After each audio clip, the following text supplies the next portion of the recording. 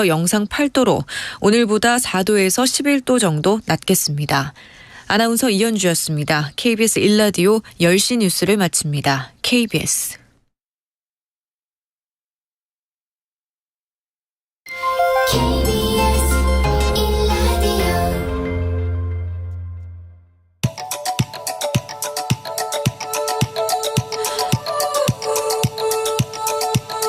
김성환의 시사야.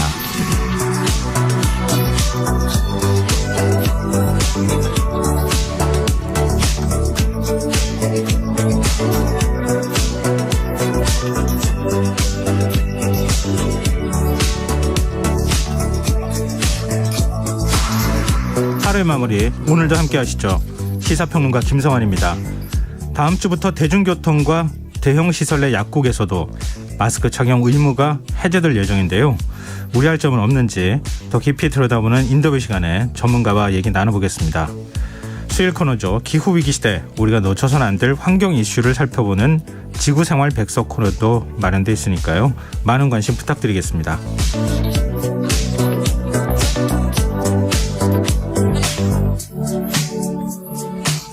김성환의 시사에는 청취자 여러분들의 참여 기다립니다. 방송 내용과 관련해 의견 있으신 분들은 문자 보내주십시오.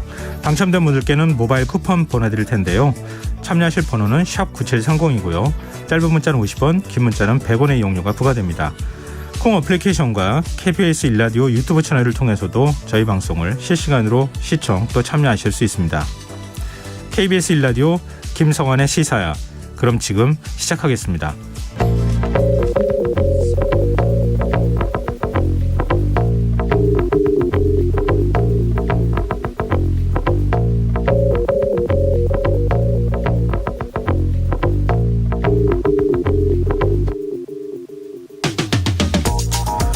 뉴스를 뒤적일 때면 내 생활에 직접적인 영향을 주는 보도에 자연스럽게 눈이 가기 마련인데요. 그런 이유로 오늘 제 눈길을 끈 뉴스는 두 개였습니다. 하나는 앞으로 부처님 오신 날과 성탄절에도 대체 공휴일을 적용한다는 소식이었고요. 또 다른 하나는 올 하반기부터 지하철 개찰구 밖으로 나갔더라도 10분 내 재승차하면 추가 요금을 내지 않도록 서울 지하철 환승제도를 개선하겠다는 내용이었는데요. 내 생활과 직결된 이런 뉴스들이 마냥 반갑게 들리지 않았던 건 큰 범주에서 함께 생각해 봐야 할 또 다른 이슈들이 있기 때문일 겁니다. 고용노동부는 윤석열 대통령의 전면 재검토 지시 하루 만에 근로시간 제도 개편에 대한 의견 수렴에 나섰는데요. 이정식 장관은 오늘 MZ노조와 만남을 가졌지만 일주일에 최대 69시간까지 일할 수 있도록 하는 정부 개편안은 전면 재검토보다는 보완의 방점이 찍혀있는 것으로 보입니다. 지하철 요금 인상도 사실상 확정이 됐죠. 서울시의회는 최근 올 하반기부터 대중교통 요금을 300원 인상하도록 하는 내용의 조정안을 통과시켰는데요. 문제는 시장까지 나서서 요금 인상 요인으로 지목했던 지하철 무임승차 손실 보전 문제는 별다른 논의가 이루어지지 못하고 있다는 겁니다. 상황이 이렇다 보니 온라인에서는 결국은 조삼모사 아니냐, 여론 달래기용 카드가 아니냐, 이런 반응들이 나오고 있는데요. 청취자 여러분이 보시기에는 어떻습니까?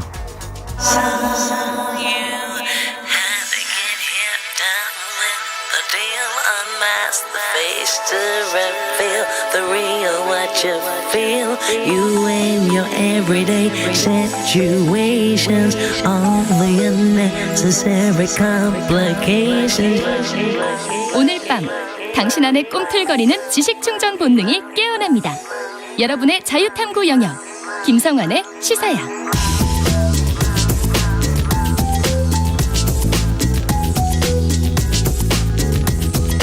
오늘 놓쳤던 뉴스 꼼꼼히 정리해드리는 뉴스야 시간입니다. 오늘은 김민하 시사평론가 나와 계십니다. 안녕하세요. 안녕하세요. 네, 내일 12년 만에 한일 정상회담이 개최될 예정인데요. 공동 성명은 나오지 않을 것 같다고요? 그렇습니다. 대통령실 관계자가 이렇게 설명했다는 겁니다. 2018년 이후에 양국 간의 불편한 관계가 증폭이 됐고 여러 불신도 가중이 됐고 그렇기 때문에 그 이후에 이제 처음 만나는 자리인데 정상들이 네. 여기서 입장을 총정리하고 정제된 문구를 담기에는 시간이 부족했다. 그래서 이번에는 한일 정상이 양국 언론 앞에서 차례로 정상회담 결과를 말할 것이다 라고 설명을 했고요. 그러니까 자기 나라 입장에서 강조하고 이 자국민에 알리고 싶은 그런 내용들을 양국 정상이 협의한 내용을 설명을 한다라는 뜻이다. 이렇게 부연을 했습니다. 이게 외교 관례상 공동성명 안 나오는 뭐 일종의 기자회견을 한다고 하는 건 합의한 내용이 없다고 볼 수도 있고 아니면 일종의 뭐라 그럴까요?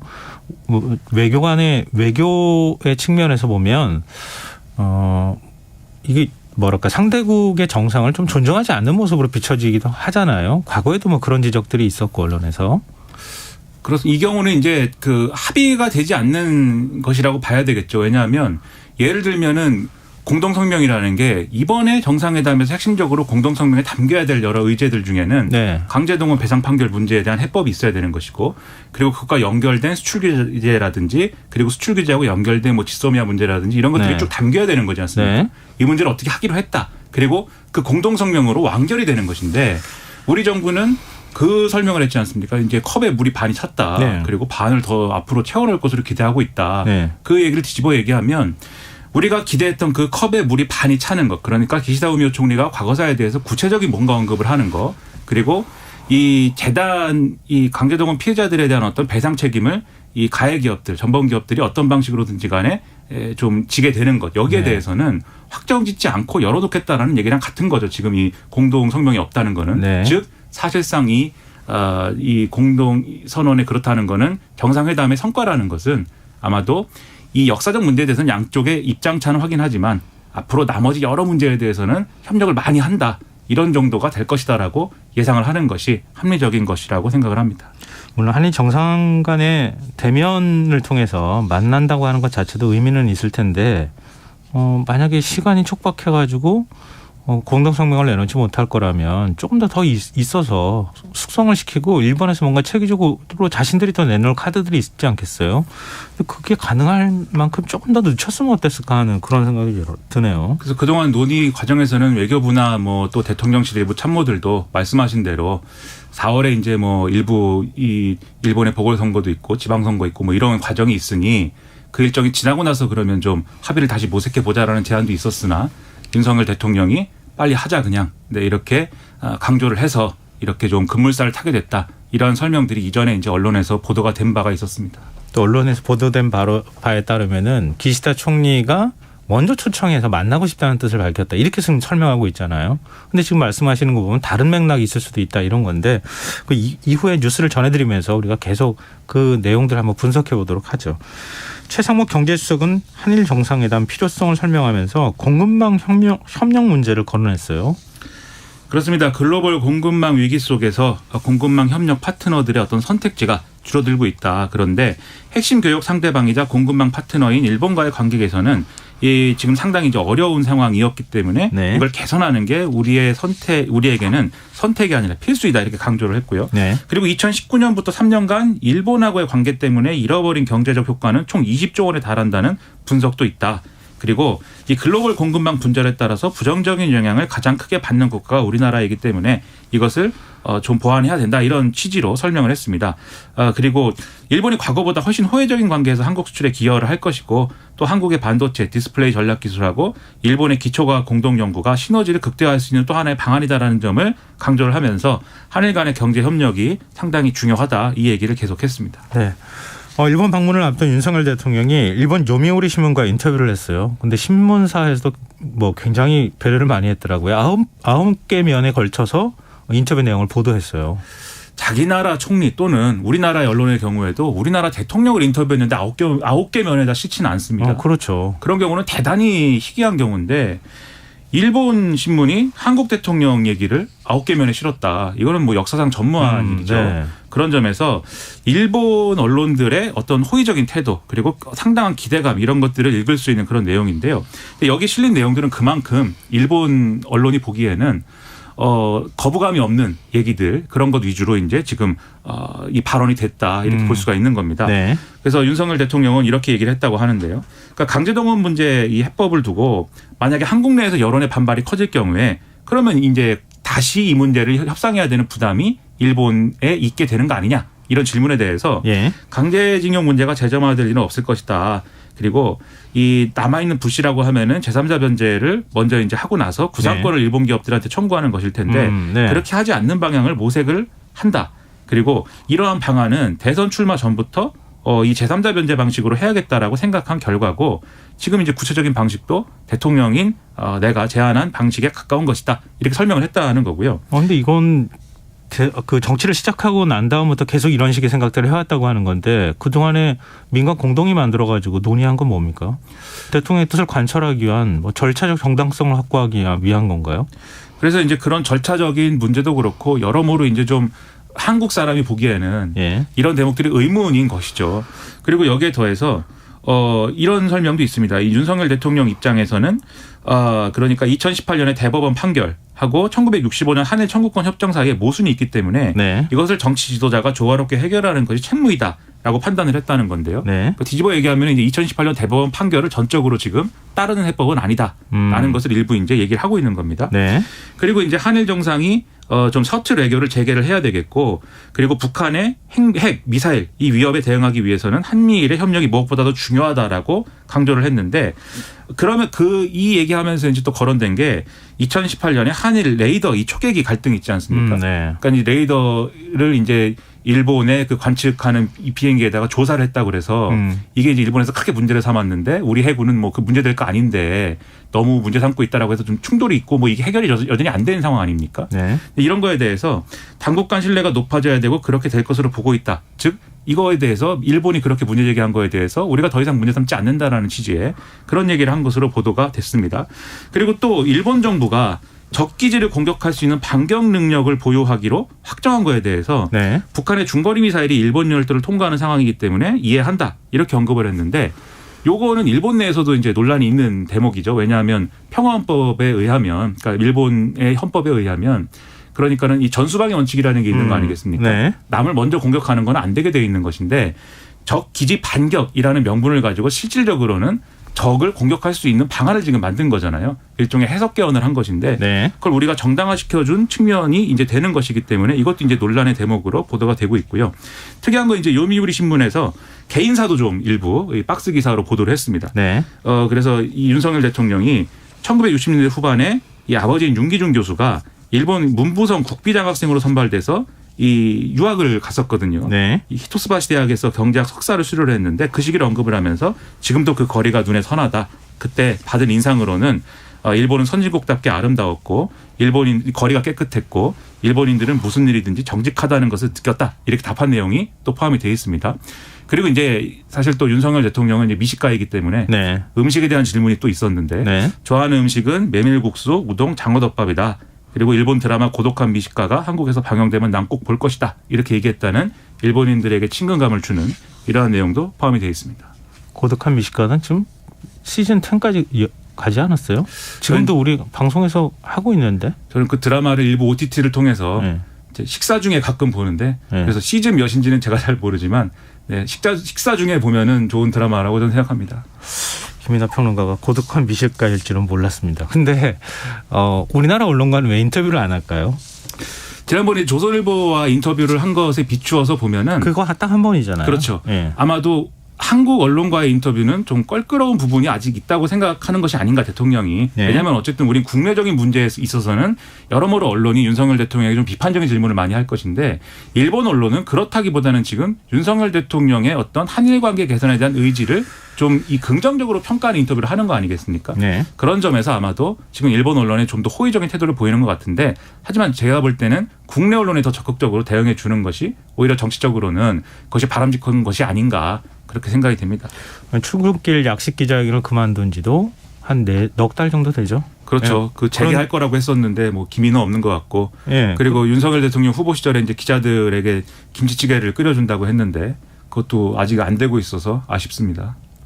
관조를 좀 초청해주면 좋지 않을까 그런 생각도 드네요. 자, 민주당은 오늘 용산을 찾아가서 강제동원 배상안을 규탄하는 기자회견을 열었어요. 그렇습니다. 이 대일 외교가 굴욕이 됐다 이렇게 비판을 하고 네. 제3자 배상안 철회하라 이런 취지의 어떤 구호를 외치면서 기자회견을 진행했는데요. 박홍근 민주당 원내대표가 이렇게 주장을 했습니다. 지금 이 해법에는 가해국의 진정한 사과와 반성, 전범 기업의 최소한의 배상이 다 빠져 있다. 강제동원 문제는 인권, 존엄, 역사의 문제인데 이걸 단순한 어떤 채권 문제 누가 주고 받는 문제로 이 해결할 수 있다는 논리를 누가 납득할 수 있겠는가 이렇게 주장을 했고요. 네. 이른바 4대 국민 요구에 대해서 민주당이 주장을 하면서 이걸 수용을 촉구를 했습니다. 이 4대 국민 요구라는 것은 일본의 수출 규제 해소까지 한일 지소미아 정상화는 유예를 해라라는 거 하고요. 후쿠시마 원전 오염수 배출 계획을 철회시키는 것을 관철해라라는 것.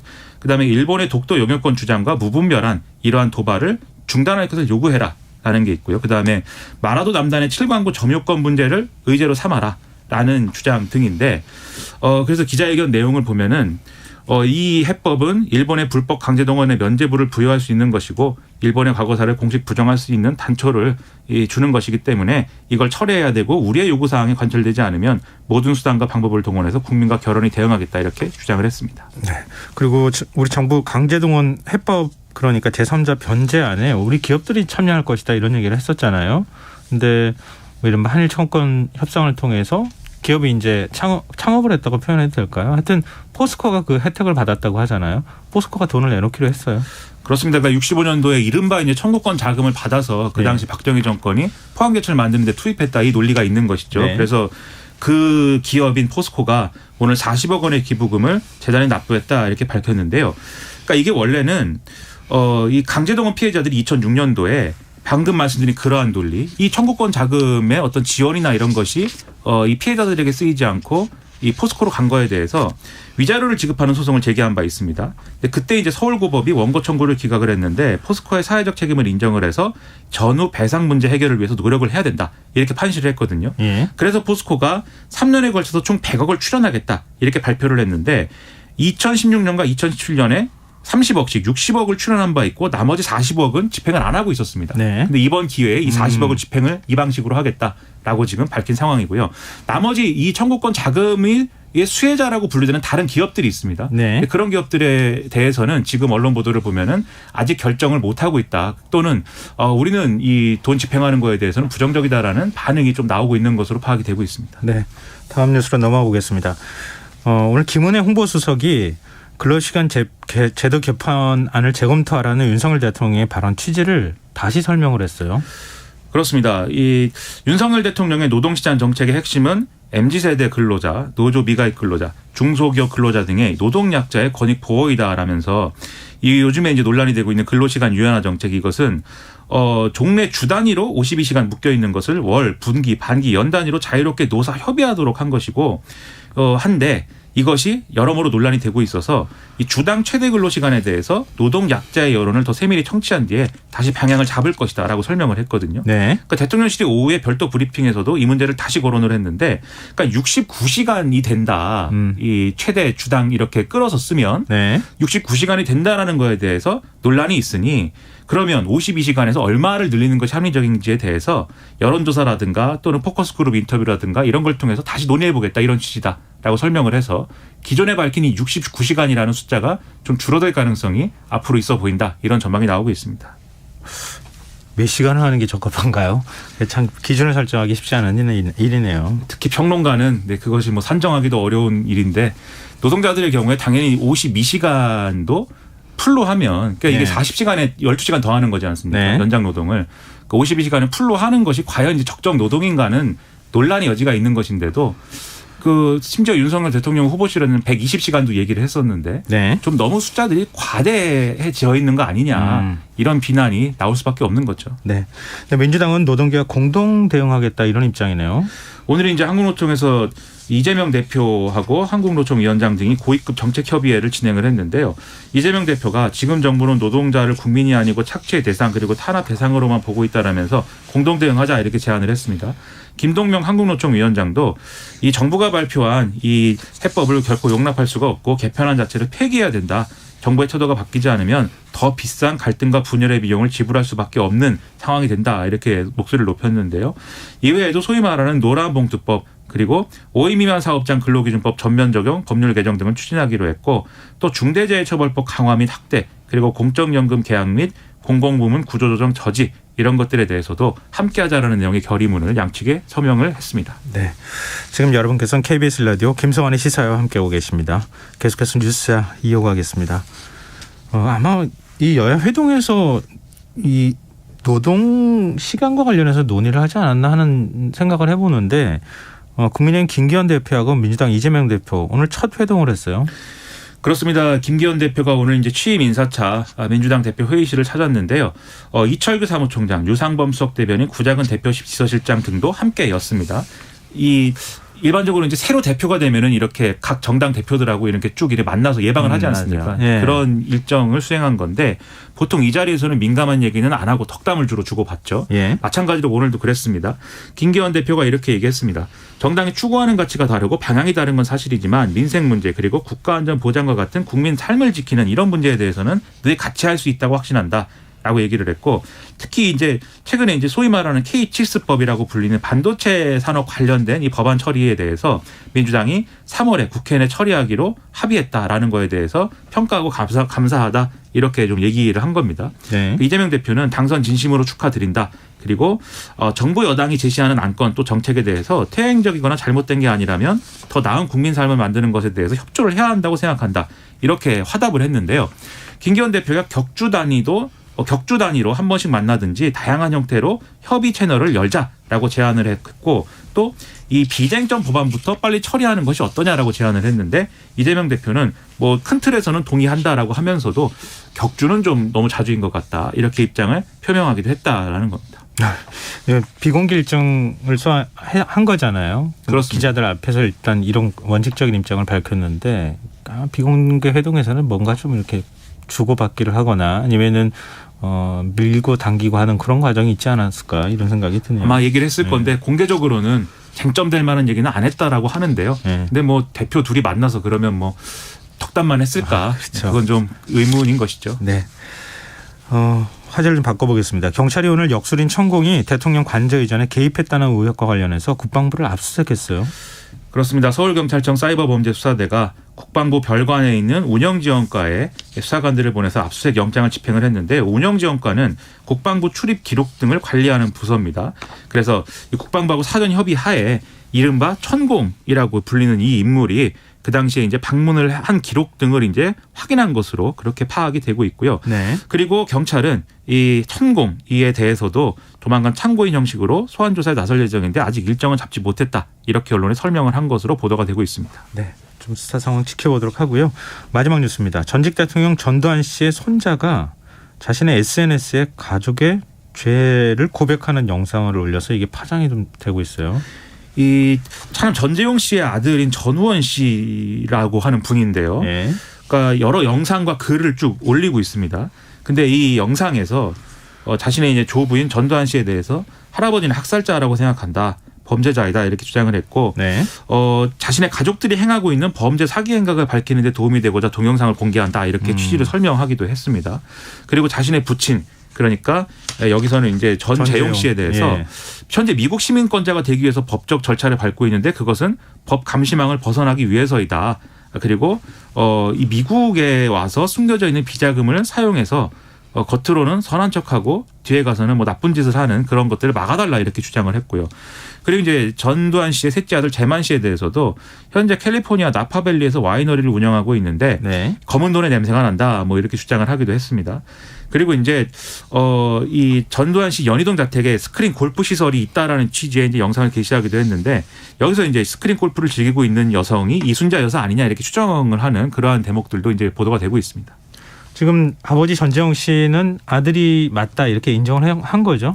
사실상 이제 인정을 한 걸로 보이는데요. 이렇게 얘기를 했다고 합니다. 워낙 오랜 시간 떨어져 살다 보니 아들이 아팠다는 사실을 뒤늦게 알았다. 심한 우울증으로 입원 치료를 반복했다. 아들을 잘 돌보지 못한 잘못이고 책임인데 선의의 피해를 보게 된 주변인들에게 죄송하다 이렇게 설명을 했는데요. 네. 앞서 말씀드린 이 지금 글을 올리고 있는 전우원 씨의 경우에는 치료를 받은 건 맞는데 그러나 문제가 없다는 어떤 결과를 이제 받았고 그리고 지금은 문제없이 지내고 있다라고 또 주장을 한 게 있어서 예. 이게 사실이냐 뭐 이런 논란들도 SNS에서는 막 오고가고 있는 그런 상황입니다. 아니, 그동안에 검찰이 얼마나 수사를 여러 차례 했습니까? 그런데 지금 손자가 밝히기로는 그 비자금 그대로 남아있고 비자금을 오히려 굴려가고 있는 상황이다라고 얘기하고 있단 말이에요. 그런 주장하고 있는 겁니다. 수사를 뭘 한 건지 잘 모르겠네요. 이번 기회에 그러니까 다시 한번 좀 또 수사예요? 짚어봤으면 좋겠는데 지금 말씀하신 대로 또 수사하는 거냐 그리고 시효가 있는 거냐 이게 뭐 여러모로 좀 의문인 부분도 있어서 네. 좀 어떻게 될지 모르겠습니다. 네, 오늘 뉴스 여기까지 하겠습니다. 지금까지 김민아 시사평론가였습니다. 고맙습니다. 고맙습니다.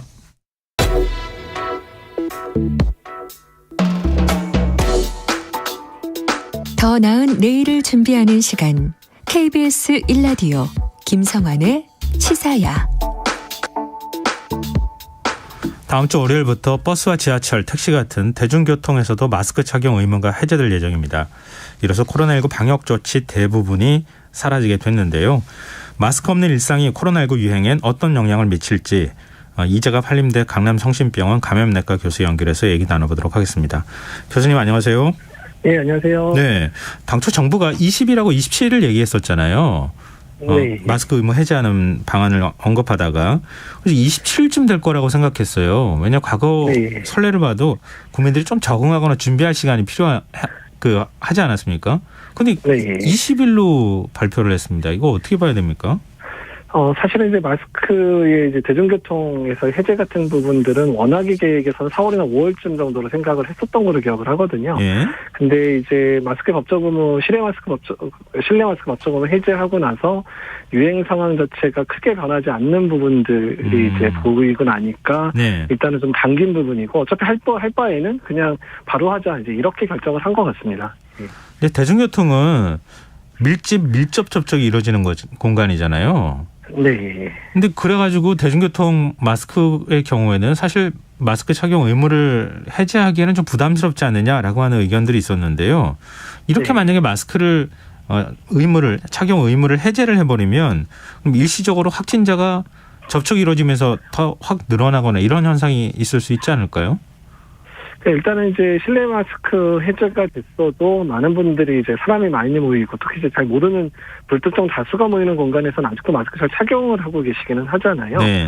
그리고 이제 대중교통에서도 법적 의무를 해제하는 거지만 이제 사람이 많이 모이는 곳에서는 마스크를 좀 되도록 쓰도록 지금 현재 자율 권고를 하고 있는 상황이라 네. 아마도 한동안은 이제 특히 대중교통에서의 마스크 착용은 계속 좀 길게 갈 거로 보고는 있거든요. 그래서 이제 아마도 법적 의무 해제를 하더라도 마스크 착용 자체가 바로 떨어지지는 않을 부분, 이제 이런 부분들을 고려해서 시행을 한 거로 보이고요. 그래서 네. 아마도 이제 유행 상황 자체가 지금 당장에 올라가거나 이럴 거로 생각은 하지는 않습니다. 근데 다만 이제 그 지난 겨울 유행이 끝나고 2월 정도 끝났기 때문에 네. 이제 조금씩 점진적으로 3, 4개월 이상 지나가기 시작하면 감염된 분들이든 동절개방청 했던 분들이든 이런 분들이 면역이 떨어지기 시작하면 재감염 사례가 많아질 것도 예상이 되거든요. 그래서 네. 아마도 한두 달에 거쳐서 점진적으로 환자 규모는 늘지는 않을까. 근데 어차피 뭐 규모가 아주 크지는 않을 거여서 그 정도 늘어나는 규모는 우리 의료체가 감당할 거다. 이제 그런 부분에서 이제 이렇게 시행을 하게 된 것으로 보입니다.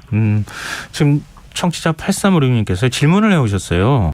마스크 착용 의무가 해제가 되면 이제 대중교통을 대상으로 하는 건데 비행기 안에서도 마스크 착용 안 해도 되는 겁니까? 이렇게 물으셨거든요. 일단은 뭐 기본적으로 대중교통이어서 이제 마스크 못 풀고 있었던 공간은 다 된다고 보시면 됩니다. 뭐 이제 비행기 안도 그렇게 될 거고요. 그 다음에 뭐 이제 통학버스 있잖아요. 학교 스쿨버스라고 불리는 예. 통학버스도 마스크 썼는데 이제 그런 부분도 다 해제되는 거로 보시면 됩니다.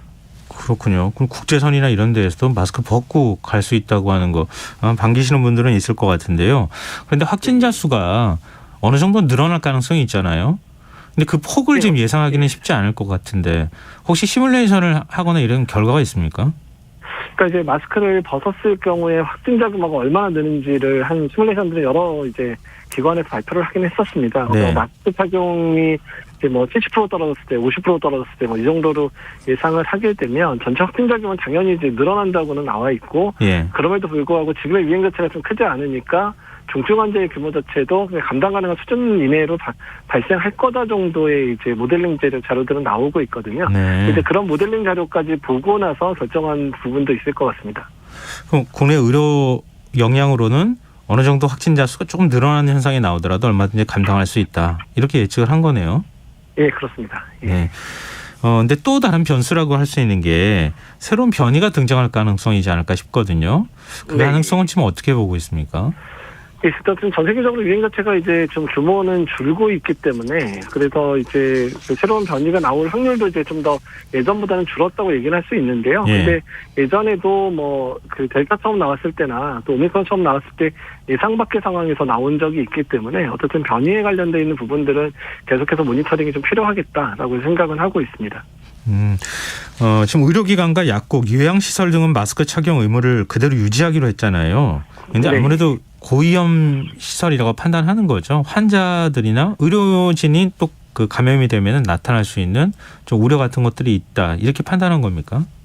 예, 맞습니다. 사실 이제 2월 달에 전반적인 유행 규모가 이제 많이 감소했을 때에도 요양병원이나 요양원에서는 뭐 50명, 100명 단위의 그런 재감염을 포함한 이제 확진자들이 발생을 하고 있었거든요. 예. 그래서 이런 취약시설은 이제 한두 명이라도 이제 종사자든 안에 이제 거주하고 계신 분이 발병하면 대규모 발병이 가능한 상황이기 때문에 이제 그런 부분들을 마스크 착용 유지를 하고 있는 부분이고요. 그래서 예. 이제 이런 부분에 좀 설명을 더 드린다면 예전에 이제 코로나19 이전에 이제 이런 병원이나 요양원 같은 데서 독감, 인플루엔자가 유행을 했어도 많이 네. 발생하면 10명 내외 수준 정도밖에 발생을 안 했거든요. 네. 근데 지금은 뭐 50명, 100명씩 발생하는 전파력이 무시무시할 정도의 전파력을 가지고 있기 때문에 그래서 앞으로 이런 취약시설 같은 경우는 또 뭐 어쨌든 코로나19 완전히 사라지기 전까지는 2019년 이전처럼 마스크 안 쓰고 다니는 그런 상황을 맞기는 거의 어렵다고 보시는 게 맞습니다. 근데 병원에 환자가 있는데 면회를 하거나 하기 위해서는 지금 네. 코로나19 신속 항원 검사를 해서 음성 판정을 네. 받아야지 면회가 가능하잖아요. 네. 예. 근데 이것도 마스크 착용하게 되면 이 네. 검사를 그때그때마다 해야 될 필요는 없지 않을까요? 그러니까 사실 그래서 이제 어차피 병원에 이제 면회하러 오시는 경우, 사실 이제 급성기 병원들은 면회 자체가 아직도 대부분 금지되어 있기는 하고요. 예. 그 다음에 요양병원 같은 경우에도 기본적으로 아까 말씀드린 검사하고 마스크 착용하지 않으면 아예 입장 안 되거든요. 네. 아직도. 여튼 그런 상황에 대해서는 한동안은 계속 이제 유지를 해야 되는 상황이기는 하고요. 그래서 예.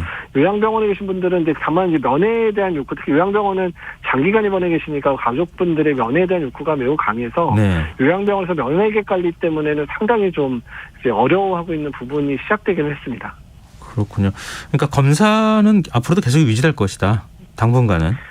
예, 근데 저는 검사 부분들도 정부 입장에서는 이제 비용 부담이 크니까 예. 계속해서 이제 줄이려고 하고 있기는 한데 지금 입원하는 환자들이나 간병인들에 대한 비용을 일부 부분 이제 보험에서 지금 대주고 있거든요. 네. 근데 이제 그런 부분도 축소를 하려고 그러긴 하는데 저희가 좀 의료계 쪽에서는 일단 병원 내 아웃브레이크는 계속 문제가 될 거라서 어떤 그런 지원 부분들은 빨리 빼면 안 된다라고 계속 강조를 하고 있기는 합니다. 저뿐만 아니라 많은 분들이 지금 직접 겪는 일이기도 하니까요.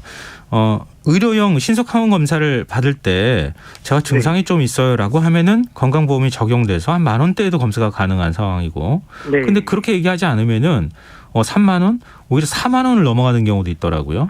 이런 네. 거는 조금 조정을 해야 될 필요가 있지 않을까요? 예, 일단은 이제 그 신속항원 검사 자체 검사의 목적 때문에 그런데요. 신속항원 검사는 이제 그 PCR에 비해서는 이제 정확도가 떨어지기 때문에 증상이 없는 경우에 검사를 하면 위험 상황이 상당히 많습니다. 그러니까 이제 잘 못 잡아내는 부분이 있어서 증상이 있는 환자에 대해서 검사하실 때 이제 그 양성이나 이런 부분들이 믿을 만한 수준으로 나올 수 있는 부분이라 어쩔 수 없이 이제 그렇게 가는 부분들이기는 하거든요. 어쨌든 이제 신속항원 검사는 PCR과 관련돼 있는 이제 뭐 무료 검사, 고위험군에서 무료 검사 가능했거나 저비용으로 했었던 부분들도 이제 여러 가지 코로나19 엔데믹화 되기 시작하면 그런 부분을 이제 보험화돼서 일부 본인 부담금이 추가될 가능성은 이제 다분히 있어 보입니다. 네, 알겠습니다. 이게 요즘에 병원 가서 검사하겠다고 얘기하면 증상이 있는지 없는지 물어보고 난 다음에 없다고 하면 건강보험 적용 안 하고 오히려 어떤 병원에 가면 저 앞에 병원이 굉장히 싸게 해주니까 거기 가서 받아가지고 오세요. 면회할 수 있어요. 이렇게 또 얘기하는 일이 있더라고요. 그래 이제 남은 방역 조치는 7일 격리 의무 정도가 아닐까 싶거든요. 네. 이게 언제쯤 이건 조정이 되겠습니까? 또 나타날 수 있는 우려도 있을 것 같으니까 지금 조정을 못 하고 있는 것도 아닌가 싶은데. 예, 사실 이제 그 부분이 이제 가장 어려운 부분이기도 하고 특히 취약한 노동계층에 대한 이제 부분 때문에 사실 쉽게 얘기를 못 꺼내고 있는 부분들이 있거든요. 그래서 이제 7일간의 법적 의무 격리를 해제하게 되면 이제 뭐 대기업이나 이런 데는 큰 영향을 받지 않고 공무원들은 영향받지 않겠지만 거의 대부분의 직장이 병가를 안 줄 가능성이 높거든요. 네네. 그러니까 자기휴가 써라. 뭐 네 코로나 때 못 나오면 그렇게 되면 대부분의 직원들이 이제 증상이 심하지 않고 이러면 코로나 감염됐는데도 출근을 하게 될 가능성도 상당히 높고. 또 다른 측면에서는 이제 플랫폼 노동자라든지 또는 일용직 노동자 같은 경우에는 감염되면 일을 할 수가 없게 되잖아요. 네, 그렇죠. 그러니까 감염돼도 얘기 안 하고 그냥 일을 해야 되는. 그러니까 안 그러면 자기 당장의 소득이 없어지니까요. 그래서 그런 부분들 때문에 그래서 아프면 쉰다라는 노동 문화가 정착되기 전까지는 사실은 이제 법조금 해제가 상당히 어려워질 수는 있거든요. 그래서 어쨌든 이런 취약한 노동 계층에 대한 배려가 어느 정도 이제 나오고 그 부분에 대한 지원이 결정이 돼야 아마 이제 법적 격리 의무 해제도 본격적으로 논의가 되지 않을까 생각을 하고 있습니다. 그러니까 지금 유급병가를 갈 수 있도록 아직 도입이 안 됐잖아요. 그 부분에 대해서는. 네, 그러니까 상병수당이 아직까지 시범 사업만 하고 있고 안 되고 있어서 그러니까 실제로 이제 그 부분이 가능한 상병수당을 전국 단위로 시행을 해야 되긴 하는데 아직까지 재원 마련이나 이런 부분 때문에 못 하고 있는 것도 상당히 좀 문제로 보고 있습니다.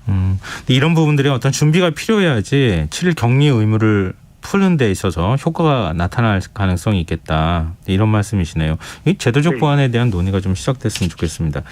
지금 취약계층은 만약에 이렇게 7일 격리 의무가 해제가 될 경우에는 치료를 받는데 금전적인 부담이 더 커질 수도 있게 되는 거죠. 그러니까 지금 아직까지는 이제 뭐 지금까지 치료와 관련된 부분들은 정부가 전액 지금 코로나 환자에 대해서는 지원을 하고 있기는 하거든요. 근데 이제 이 부분도 의료 자체도 일상화돼야 되지 않느냐는 문제 때문에 코로나19 환자에 대해서 뭐 이제 법정 감염병도 뭐 2급에서 4급으로 낮추는 부분 논의가 되는 것처럼 이제 법적인 격리 의무나 이런 것도 해제되는 상황이니까 의료비도 이제 본인 부담 원래대로 이제 우리 독감이나 인플루엔자 진단받으면 자기 돈 일부 본인 부담 내고 이제 치료제 처방 받았잖아요. 네네. 이제 그런 식으로 코로나19도 바꾸려고 준비는 하고 있는데 다만 코로나19 치료제들이 가격이 엄청 비싸거든요. 그러니까 뭐 팍스로빈 나게브르 다 60만 원, 70만 원대고 렘데시비르 오이스만 거의 300만 원대 금액이라서 만약에 이게 급여화가 돼서 만약에 본인 부담이 발생하게 되면 이제 돈 많은 사람은 치료받고 돈 없는 사람은 치료 못 받고 이런 상황들도 만들어질 수 있어서 이런 급여와 관련된 부분들도 상당 부분 이제 진통이 예상이 되고 있습니다. 네, 알겠습니다. 이 부분은 참 걱정스럽네요. 마지막으로요. 이거 항상 받는 질문이실 것 같은데 코로나19에서 우리는 언제쯤 벗어날 수 있을까요? 그러니까 이제 뭐 일상생활은 이미 거의 다 벗어난 것처럼 활동을 하고 계시잖아요. 그래서 이제 일상생활 자체는 이미 거의 회복됐다고 보는 게 맞고요. 다만 이제 이런 취약한 계층들, 어떤 취약한 시설들을 얼마나 안전하게 만드느냐에 따라서 그 사회가 실제로 코로나19에서 더 자유롭게 벗어나느냐, 마느냐를 결정을 하는데 다만 그런 취약시설 또는 취약한 계층에 대한 지원 부분들마저도 지금 계속 없애고 있는 상황이라서 이제 그런 부분들은 사회적 논의가 꼭 필요한 부분이라고 말씀을 좀 드리고 싶습니다. 네, 알겠습니다. 걱정은 많은데 마스크 착용 의무 해제된 건 반겨하시는 분들이 많을 것 같아요. 네, 해제는 어쩔 수 없는 뭐 우리가 가야 할 길이라고 생각은 하지만 말씀하신 것처럼 그런 어떤 현실적인 대응책들이 다 좀 준비가 됐으면 좋겠습니다. 네, 오늘 말씀 고맙습니다. 네, 감사합니다. 지금까지 이재갑 한림대 강남성심병원 감염내과 교수였습니다.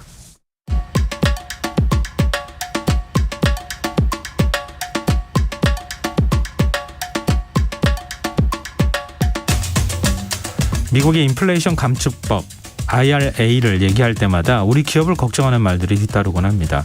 전 세계적으로 보호무역주의가 강화되는 것에 대비해야 한다는 건데요. 우리가 혹시 놓치고 있는 사실은 없을까요? 오늘 한국판 IRA법이 발의되기도 했는데요. 우리가 미래 재생에너지 패권을 확보하려면 어떻게 해야 하는 걸까요? 우리가 주목해봐야 할 환경 이슈도 살펴보는 시간입니다. 지구생활 백서 사단법인 넥스트에서 미디어를 총괄하고 있는 윤지로 수석과 함께하겠습니다. 안녕하세요. 네, 안녕하세요. 네, 윤지로 수석이라는 타이틀 달고 두 번째 방송인 것 같은데. 네, 맞습니다. 아직까지는 입이 안 붙는 것 같아요. 네, 네. 자, 오늘은 재생에너지와 무역전쟁에 대한 얘기를 해주신다고요? 네, 이제 작년 8월에 미국의 네. 바이든 대통령이 IRA에다가 이제 서명을 하면서 보호무역주의가 좀 더 이제 본격화되고 있다 이런 이야기가 계속 나오고 있는데. 네. 이제 우리 언론에서 그동안 IRA라고 하면 뭐 배터리, 전기차 이런 쪽 이야기가 많이 그렇죠. 나왔잖아요. 아무래도 이제 피해가 좀 예상되는 분야다 보니까. 근데 이 IRA라는 법의 이제 취지 중에 가장 중요한 게 뭐냐면 이제 탄소 중립을 해 가야 되는데 그러면서도 뭔가 성장 동력을 계속 만들어 가야 되는 이제 그런 거를 위해서 이제 IRA라는 법이 필요한 거잖아요. 네. 그래서 오늘은 이제 그동안 이제 상대적으로 언급이 좀 덜 됐던 재생에너지와 관련된 특히 이제 태양광 쪽으로 좀 말씀을 드릴까 합니다. IRA에 태양광도 지금 포함이 돼서 적용이 되는 겁니까? 그렇죠, 그렇죠. IRA가 사실 어찌 보면 좀 너무 미국 우선주의 아닌가 그런 생각도 좀 들긴 하는데요. 네. 왜냐하면 뭔가 수입하는 게 아니라 중국으로는 절대 안 돼. 네. 이런 메시지와 함께 네. 무조건 우리나라에서 해야 돼. 네, 맞아요. 이런 거잖아요. 네, 맞습니다. 그러니까 기존의 자유무역주의와는 완전히 지금 반대 방향으로 가고 있어요. 네, 맞아요. 이제 말씀하신 대로 이제 쉽게 말하면 중국 거 쓰지 마 이거잖아요. 예.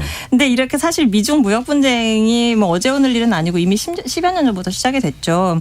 이제 태양광 관련해서 말씀드리면 2012년에 그때 이제 오바마 대통령이 중국산 태양광에 대해서 태양광을 포함해서 한 총 22개 제품에 대해서 이제 반덤핑, 상계 관세 이걸 부과하면서 중국산의 진입을 막기 시작했습니다. 그러니까 중국이 이제 정부 보조금 받아서 막 싸게 물건을 막 파니까 이건 안 된다 이러면서 이제 일종의 보복을 한 거죠. 그리고 사실 우리나라도 보면 이제 뭐 태양광 까는데 봤더니 중국만 배불린다. 막 중국 돈은 다 중국으로 간다. 이런 이제 목소리가 나오기도 하는데 네. 사실은 뭐 이제 우리나라뿐만이 아니라 세계적으로도 태양광 산업에서 중국의 장악력은 정말 대단합니다. 그 태양광 패널 나오기까지 각 제조 단계가 있을 거 아니에요. 네. 그 단계별로 중국 점유율을 살펴보면 많게는 98%가 중국산이에요. 그럼 이제 중국은 어떻게 글로벌 시장을 장악하게 됐냐. 예. 근데 사실 이제 태양광 만들 때 핵심 원료가 바로 실리콘이거든요. 예. 실리콘이 이렇게 막 되게 희소한 자원은 아니에요. 그 진행자님 학교 다닐 때 산규알철 칼라칼라 이런 거 외웠던 거 기억하세요? 비슷한 건 많이 외웠던 게 얼추 기억은 나는데. 네, 근데 왜 외웠는지 모르시겠죠. 그게 뭐냐면 아니 시험에 나오니까 외우겠죠. 그렇죠, 그렇죠. 근데 네. 이제 왜 외웠을까? 이제 다시 제가 상기시켜드리면 지각 구성 물질이거든요. 그러니까 산소가 제일 많고 그다음 규소, 알루미늄, 철 이런 식으로 이제 그 앞머리를 따서 외웠던 건데 네. 여기서 두 번째 나오는 그 규소가 바로 실리콘이에요. 근데 이게 뭐 그렇게 희소한 것도 아닌데 왜 중국이 이렇게 장악을 했냐 생각해보면 뭐 당연한 얘기지만 이 원료라는 걸 그대로 쓸 수 있지는 않잖아요. 항상 네. 어떤 과정을 거쳐서 해야 되는데 이 이제 태양광을 이제 만드는 그 단계를 보면 크게 먼저 폴리실리콘이 있고요. 예. 그거를 다듬어서 인곳, 웨이퍼, 셀 그리고 셀을 결합한 모듈 이런 순서로 이제 총 크게 5단계로 나누더라고요. 네. 근데 이렇게 이제 그 단계를 거치는 과정에서 굉장히 전기를 많이 쓴다고 해요. 예를 들면 이제 폴리실리콘 같은 경우에 네. 이 순도가 거의 99.9999% 막 이렇게 되는데 이때 굉장히 많이 전력이 들어간다고 하는데 어느 정도냐면 폴리실리콘의 그 원가를 구성하는 항목 중에 전력 비용이 한 40% 정도라고 하니까 네. 전력비가 가격 경쟁력의 핵심이다라고도 좀 얘기를 할 수 있겠죠. 예. 근데 중국의 산업용 전기요금을 보면 작년 6월 기준으로 킬로와트 시당 0.091달러인데 이게 어느 정도냐면 우리나라랑 얼추 비슷하고요. 그리고 미국보다는 좀 싸고 뭐 영국, 독일 이런 유럽에 비하면 아주 저렴한 수준입니다. 예. 더구나 이제 중국은 인건비도 싸고 이럴 테니까 당연히 가격 경쟁력이 있을 수밖에 없고요. 그리고 또 하나 이제 특징적인 게 중국은 반도체 산업 아까 그 5단계 말씀드렸는데 이게 수직 계열화가 잘 돼 있다고 해요. 그래서 이제 이 전체를 다 만들거나 아니면 이 중에 굉장히 복수의 단계를 다 생산할 수 있는 기업들이 많다고 합니다. 그렇군요. 이게 뭐 일종의 수직 계열화라는 게 어느 한쪽에 조금 같은 기업이니까 네. 특화되어 있는 기업들을 계열사로 다 두고 난 다음에 네. 다른 데서 좀 부가가치를 높여서 팔고 네. 이쪽에 손해보는 기업이 조금 있더라도 네. 그 계열사 안에서 다 모든 걸 해결한다는 거잖아요. 네. 그러니까 자연스럽게 경쟁력이 높아질 수밖에 그쵸, 없다. 그쵸. 이런 건가요? 네. 맞습니다. 근데 중국의 점유율은 어느 정도 됩니까? 그 무역협회 자료가 있어서 봤는데요. 작년 5월을 기준으로 폴리실리콘의 경우에는 전 세계 설비의 90.5%가 중국에 있고요. 인곳이라고 하는 건 98.2%, 그다음에 웨이퍼는 97.2%가 중국산이니까 사실상 이 단계까지는 거의 뭐 중국 중국이 독점하고 있다. 예. 이렇게 해도 무방하죠. 아니 근데 중국은 안 돼. 오로지 미국이어야 돼. 그러면 미국에서 이게 다 감당이 가능합니까? 경쟁력이 원래는 없는 거잖아요. 예. 근데 이제 어떻게 그럼 중국산이 다 이렇게 차지하고 있는데 어떻게 태양광 발전 어떻게 했지? 예. 그런 궁금하실 텐데 제가 이제 밸류체인 이렇게 계속 말씀드리잖아요. 예. 근데 미국이 그동안 10여 년 동안 계속 이제 중점적으로 이렇게 규제를 했던 거는 가장 끝단, 그러니까 셀과 모듈 이겁니다. 그러니까 이게 무슨 말이냐면 중국이 예를 들면 폴리실리콘이나 웨이퍼를 만들면 그거를 한국 기업이 그걸 사서 그다음에 셀이나 모듈을 만들어요. 그다음에 미국에 수출하는 건 가능했던 거죠. 네. 그래서 이제 셀과 모듈만 놓고 보면 결과적으로 중국산 비중이 되게 낮아지긴 했습니다. 미국에서. 네. 이 조치가 있기 전인 2011년에는 미국 수입 시장에서 중국산 비중이 한 40-50% 정도 되는데요. 예. 최근에 이제 1% 미만까지 떨어졌다고 하니까 이제 굉장히 수치적으로는 효과가 있었던 거고. 예. 그리고 이제 또 이제 폴리실리콘도 좀 이렇게 규제를 해보려고 신장 지역, 여기가 이제 주 생산지거든요. 예. 여기에서 인권 착취가 일어나고 있다 이러면서 우리 중국산 받을 수 없어 이렇게 해서 폴리실리콘도 수입 금지가 됐었죠. 근데 또 이것도 효과가 이제 제한적이라는 비판이 나오는 대목이 뭐냐면 폴리실리콘으로 그다음에 웨이퍼를 만드는데 이 예. 웨이퍼 만드는 중국 기업들이 되게 이제 그 폴리실리콘을 꼭 신장에서만 가져온 건 아니잖아요. 예. 그러니까 그럼 신장 거 안 할게. 다른 데 거 할게. 이러면서 또 이제 수출을 이렇게 하고 하다 보니까 효과가 제한적이었다. 이런 지적이 나옵니다. 저도 사실 이번에 처음 알았어요. 우리 보통 웨이퍼라고 하면 이렇게 반짝반짝하게 생겨있는 네. 반도체 공정에서 네. 가장 기본이 되는 네, 거잖아요. 그래서 수율 얘기도 나오고 그러는 건데. 네. 근데 그 전에 실리콘을 우리가 중국에서 사가지고 오고 네. 웨이퍼 만들고 반도체 만들어서 미국으로 수출하고 네. 그렇게 됐다는 거잖아요. 근데 지금 중국의 고리가 끊어져 버리는 거잖아요. 네네네. 지금 이제 저는 태양광 쪽. 그러니까 미국은 네. 우리한테 오로지 와서 투자해 이렇게 네. 얘기할 수 있겠지만 우리는 네. 지금 중간에 끼어 있는 거잖아요. 네, 맞습니다. 그래서 타격이 제일 클 수밖에 없는 나라다라는 네. 걸 다시 한번 느끼게 네. 되는데요. 그래서 중국이 이럴 거면 우리 웨이퍼 그럼 기술 수출 안 할 거야. 또 중국이 이렇게 맞불을 놓기도 했었죠. 지금 고레스 하면 새우등이 터지는 거 아닌가 싶은데. 네. 하여튼 미국은 이걸 계속 이런 방침을 바꿀 뜻이 전혀 없는 거잖아요. 그렇죠. 이제 IRA 같은 경우는 기존에는 이제 중국산 들어올 때 관세 높이 이제 부과해서 네네. 이제 그런 가격 경쟁력을 떨어뜨리는 시기였다면 이제는 이 IRA 특징은 우리나라로 와서 해. 그럼 우리가 이제 잘 봐줄게. 세액 공제도 많이 해줄게 이런 거잖아요.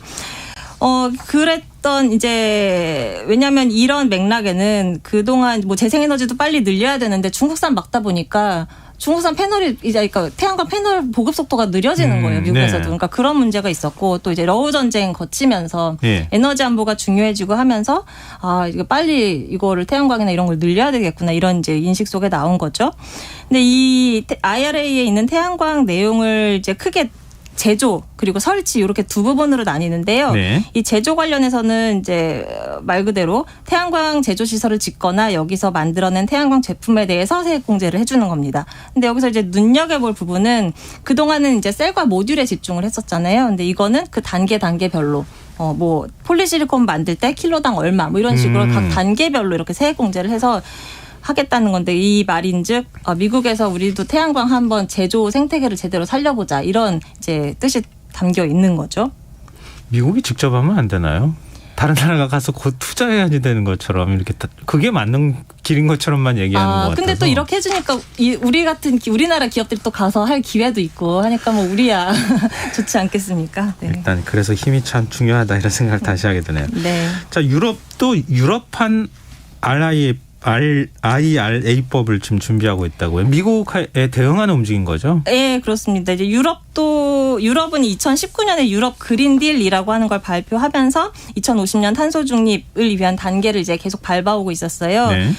근데 이제 아무래도 EU가 연합이다 보니까 그래서 그런지 몰라도 이쪽은 좀 특징이 미리 계획을 세워서 앞으로 우리 이런 거 할 거다. 너네들 준비해라. 이런 식으로 계속 예고하면서 차근차근 이제 밟아 나가는데 네. 미국은 막 엄청 빠르게 나오잖아요. 작년 8월에 IRA 나오고 나오고 이렇게 바로 법이 되고 이런 식으로. 그리고 이제 또 IRA 발표 이후에 IRA가 제가 아까 말씀드린 것처럼 자 우리 미국으로 와 미국에서 만들어 이런 거다 보니까 유럽 입장에서는 이러다가 우리 기업 다 미국 가서 물건 만드는 거 아니야? 우리 기술 뺏기는 거 아니야? 막 이런 이제 위기 의식이 이제 싹트기 시작한 거죠. 그래서 네. 작년 말에 마크롱 그 프랑스 대통령이 미국 국빈 방문을 했는데 그때도 IRA와 환경 목표는 지지하지만 이런 게 이제 서구를 분열시킬 수 있다 이렇게 강하게 비판을 하기도 했습니다. 그래서 이제 원래는 우리 시간으로 어젯밤에 유럽판 IRA라고 하는 CRMA, 즉 이걸로 핵심 원자재법이라고 하는데요. 네. 이것과 그다음에 탄소중립산업법이 발표될 예정이었어요. 근데 이제 이틀 연기가 됐고요. 이제 대체적인 내용은 그 IRA, 미국의 IRA와 좀 비슷하게 뭔가 공급망을 좀 탄탄히 가져가는 그런 내용이 될 거라고 합니다. 그래서 이것도 이제 한마디로 우리도 미국만큼 잘해줄게, 우리 쪽으로 와 이런 거죠. 우리가 몸을 쪼갤 수도 없을 것 같고 양쪽으로 다 투자해야 되는 상황. 네. 제일 걱정되는 게 일자리가 이렇게 하면 늘어나지 않는 현상으로 이어지지 않을까 이런 생각이 들더라고요. 네. 근데 최근에 원전 필요성이 강조가 되면서 네. 재생에너지에 대한 사회적 관심도 좀 뚝 떨어지고 정부 네. 지원도 좀 줄지 않았습니까? 네, 맞아요. 그럼 대응 우리가 이 친환경 문제에 대해서 대응하는 게 좀 늦지 않을까요? 그렇죠. 이제 그런 식으로 우려가 많이 나오고 일단 이제 IRA와 이런 쪽 얘기를 했으니까 그럼 이런 외국에서 이런 정책 변화를 우리는 어떤 영향을 받고 있나라는 걸 먼저 말씀을 드리면 미국 시장에서는 사실 이제 배터리나 이런 건 좀 많이 피해 위주로 얘기가 나왔는데 네. 태양광 쪽은 그래도 우리에게 기회다 좀 이렇게 평가가 되는 분위기입니다. 왜냐하면 우리의 그 태양광의 가장 큰 적은 이제 중국산이었는데 네네. 그쪽 시장이 이제 줄어드니까 파이가 줄어드니까 그만큼 우리가 이제 가져갈 수 있는 몫이 늘어난 거죠. 네. 그래서 이제 태양광 미국에서 설치된 걸 보면요. 주거용 상업용 모두 한국 기업의 점유율이 1위거든요. 예, 그리고 이제 EU에서도 만약에 CRMA 같은 게 나오면 중국의 저가 공세가 좀 줄어들 거고 그럼 이제 우리한테 좀 반사이익이 좀 있지 않겠냐 이런 기대감이 있습니다만 원래 이제 악마는 항상 디테일이 있으니까 네. 좀 잘 지켜봐야 될 것 같고 그럼 이제 말씀하신 대로 우리는 뭐 하고 있을까 예. 살펴보면 사실 우리가 이제 뭔가 태양광이나 이런 게 설치가 늘고는 있는데 희한하게 이 제조업 부문 예. 그런 부분에 일자리는 줄고 있어요. 그래서 이렇게 우리가 이제 아까 제가 태양광 미국에서 시장 1위다 막 이렇게 말씀드렸는데 네. 이건 이제 모듈에서 그렇게 성과가 좋은 대기업은 있는 거고요. 하지만 이제 폴리실리콘, 인곳, 웨이퍼 이런 부분의 생태계가 사실 국내에서 거의 다 죽었다고 해요. 말 그대로 이제 중국산 저가 공세 때문에. 네. 그래서 작년에 원래 그 폴리실리콘 제조로 되게 유명한 세계적으로 유명한 이제 우리나라 회사가 있었는데 여기도 작년에 국내 공장의 문을 닫았어요. 그래서 인곳, 웨이퍼 이런 거는 우리나라에서도 중국의 의존도가 95% 이렇게 되고요. 아, 그렇군요. 오늘 한국판 IRA법이 발의가 됐잖아요. 근데 이것도 사실은 우리한테 누군가가 투자하게 만드는 것도 있지만 우리 기업이 경쟁력을 갖기 위해서 세금을 줄여주겠다 이런 게 핵심이잖아요. 네. 야, 우리 기업들 정말 굉장히 백척간데 위기에 섰다고 하는 말이 네. 이 과장은 아니겠다 이런 생각이 드네요. 하여튼 발빠르게 이런 문제에 있어서 적응이 될 수 있도록 정치권이나 정부에서 좀 노력해야 될 것 같습니다. 네, 오늘 지구생활백서 여기까지 하겠습니다. 지금까지 사단법인 넥스트 윤지로 수석과 함께했습니다. 고맙습니다. 네, 고맙습니다. KBS 라디오 김성환의 시사열 1부 순서는 여기서 마무리하겠습니다. 전 11시 정각 2부에 다시 찾아오겠습니다.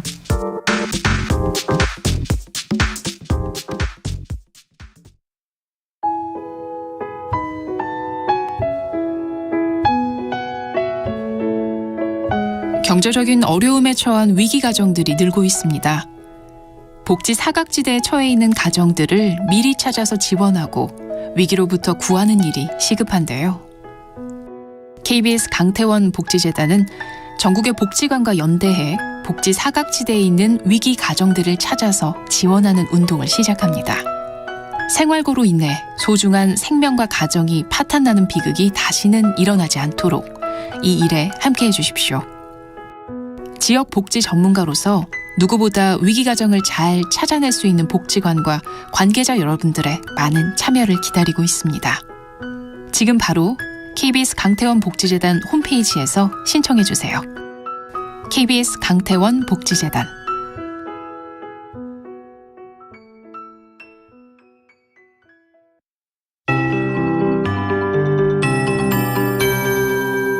KBS 58분 날씨.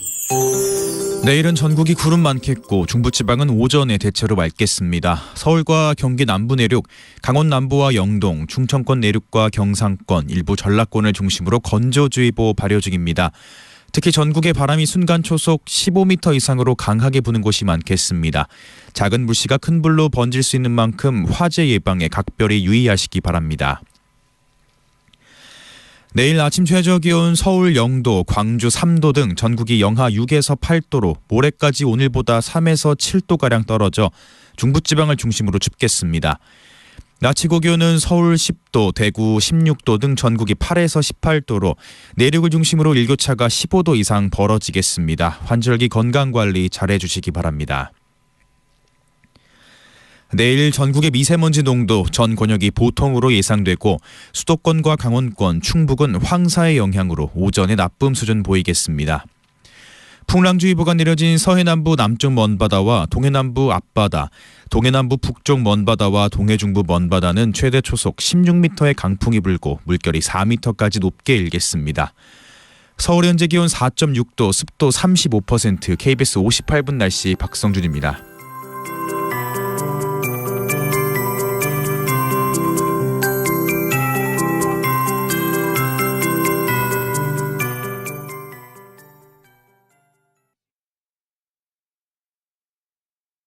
정성을 다하는 국민의 방송 KBS가 11시를 알려드립니다.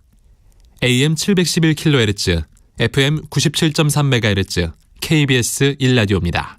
HLKA.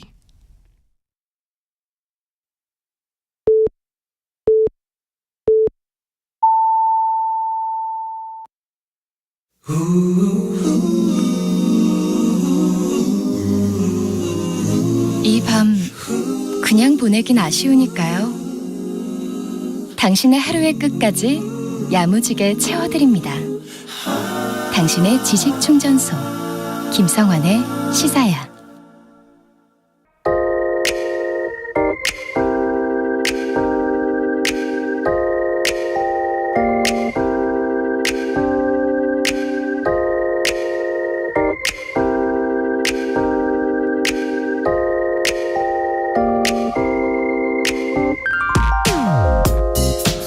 요즘 인공지능 챗 GPT에게 질문하는 게 유행이죠. 저 역시 호기심 반, 의심 반으로 시험 문제를 내왔습니다. 벚꽃 흐드러진 날 울고 싶은 기분은 뭘까? 야, 아무리 인공지능이라도 이걸 대답할 수 있을까 했는데요. 몇 초 지났을까요? 깜짝 놀랄 만큼 빠른 시간 안에 문장이 줄줄 생성되기 시작했습니다. 지성을 한껏 뽐낸 꽤 긴 글이었지만 무엇보다 저를 놀라게 한 문장은 이것이었습니다. 봄꽃의 아름다움과 순간적인 변화에 대한 아쉬움일 수 있습니다. 봄꽃은 아름다움과 매력으로 많은 사람들을 매료시키지만 그 아름다움은 그리 오래 가지 않기 때문입니다. 이 인공지능이 내놓은 답변이라고 믿어지시나요? 얼마 뒤 곧 사라지고 말 아름다운 순간이 아쉬워 울고 싶어질 수 있다는 말. 그렇지만 제발 그럴듯합니다. 그런데 문득 이런 생각이 들더군요. 인공지능은 인간처럼 자신이 감정을 가진 존재라고 인식하고 있을까? 그래서 질문을 바꿔보기로 했습니다. 벚꽃 피는 날 어떤 기분이 들어? 금방 답을 내놓을 줄 알았는데 한참을 기다렸지만 강감무소식이었습니다. 유창하게 답을 토해내던 창은 비어있는 채 그대로였고 글을 쓰는 커서는 제자리에서 꼼짝할 생각을 하지 않더군요. 답변할 수 없는 건지 답변하지 못하도록 해준 건지 어찌됐든 그는 자신이 감성을 가진 존재라는 사실을 모르는 듯 문장을 표출하지 않았습니다. 그랬구나. 인간이 느끼는 감성을 지적으로 설명할 수는 있어도 자기 스스로 무언가를 느낄 수 있는 존재는 아니구나. 어떻게 보면 지극히 당연한 일인데 제 기대가 그동안 너무 컸던 걸까요? 결과를 보고 조금은 허탈해졌습니다. 챗 GPT는 얼굴이 없습니다. 우리는 인터넷 페이지에 그려진 사각형 창에 대고 질문만 할 뿐입니다. 그는 자신의 실체를 드러낸 적도 없고 사람과 감정을 나눌 수도 없습니다. 인공지능이 인간의 기능을 대체하고 일자리를 빼앗는 시대가 언젠가는 올지 모르겠지만 어찌 보면 인공지능은 그냥 소프트웨어일 뿐입니다. 벚꽃 흐드러지게 핀 날 갑자기 울고 싶어질 때 누군가의 위로가 필요하다면 저는 인공지능이 아닌 나와 가장 가까이에 있는 사람을 찾겠습니다. 그럼 최소한 제 눈에서 흘리는 눈물은 닦아줄 손수건은 갖고 있을 테니까 말입니다. 지금까지 오늘의 발견이었습니다.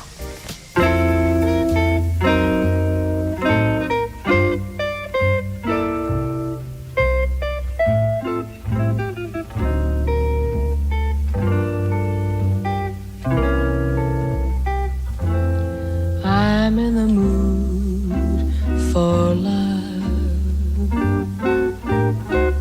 simply because you're near me, honey. But when you're near me, I'm in the mood for love. Heaven is in your eyes, bright as the stars we're under. Oh, is it any wonder I'm in the mood for love? Why stop to think of whether this little dream might fade? We put our hearts together. Now we are one. I'm not afraid if there's a cloud above, and it must rain. Well, let it.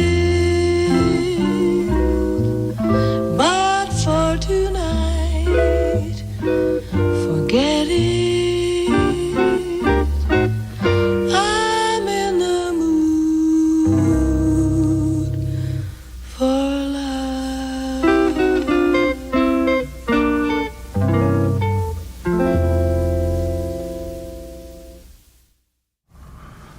줄리 런던의 I'm in the mood for love 들으셨습니다.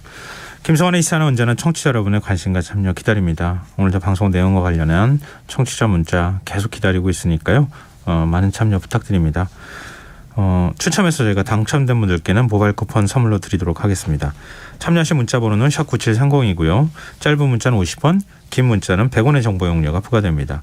콩 게시판 KBS 일라디오 유튜브 채널을 통해서도 무료로 참여하실 수 있습니다. KBS 일라디오 김성환의 시사회와 함께하고 계신 지금 시각은 11시 6분입니다.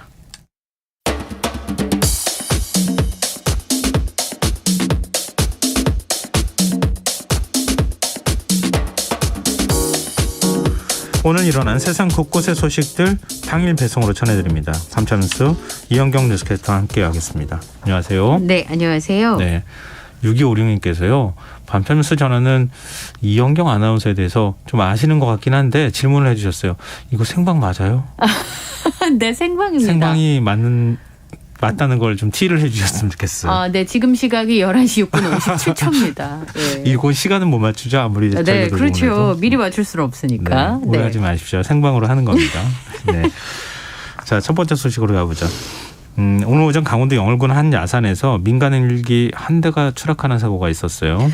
네, 오늘 오전 7시 46분 강원도 영월군 북몇 공길이에서 AS350B2 기종의 민간 헬기 한 대가 마을회관 인근 산 중턱에 추락을 했습니다. 이 사고로 기장인 A씨와 화물 운반업체 관계자 B씨가 심정지 상태로 발견돼서 병원으로 옮겨졌지만 네. 결국 숨지는 사고가 있었는데요. 목격자의 얘기에 따르면 민간 헬기 한 대가 송전솔로에 부딪혀서 떨어졌다라는 겁니다. 영화의 한 장면 같았다. 헬기 꼬리가 전선에 닿자 쾅 하는 굉음이 났고 네. 그 후에 산산조각 공중분해돼서 떨어졌어요 라고 하면서 이 추락 장면을 가장 먼저 목격한 남모 씨가 사고 상황을 이렇게 표현을 했는데요. 네. 그러면서 헬기 소리가 유난히 컸다라고 설명을 했습니다. 평창에서 영월 송전탑 쪽으로 오다가 방향을 바꿔서 돌다가 꼬리가 전선에 닿았다는 겁니다.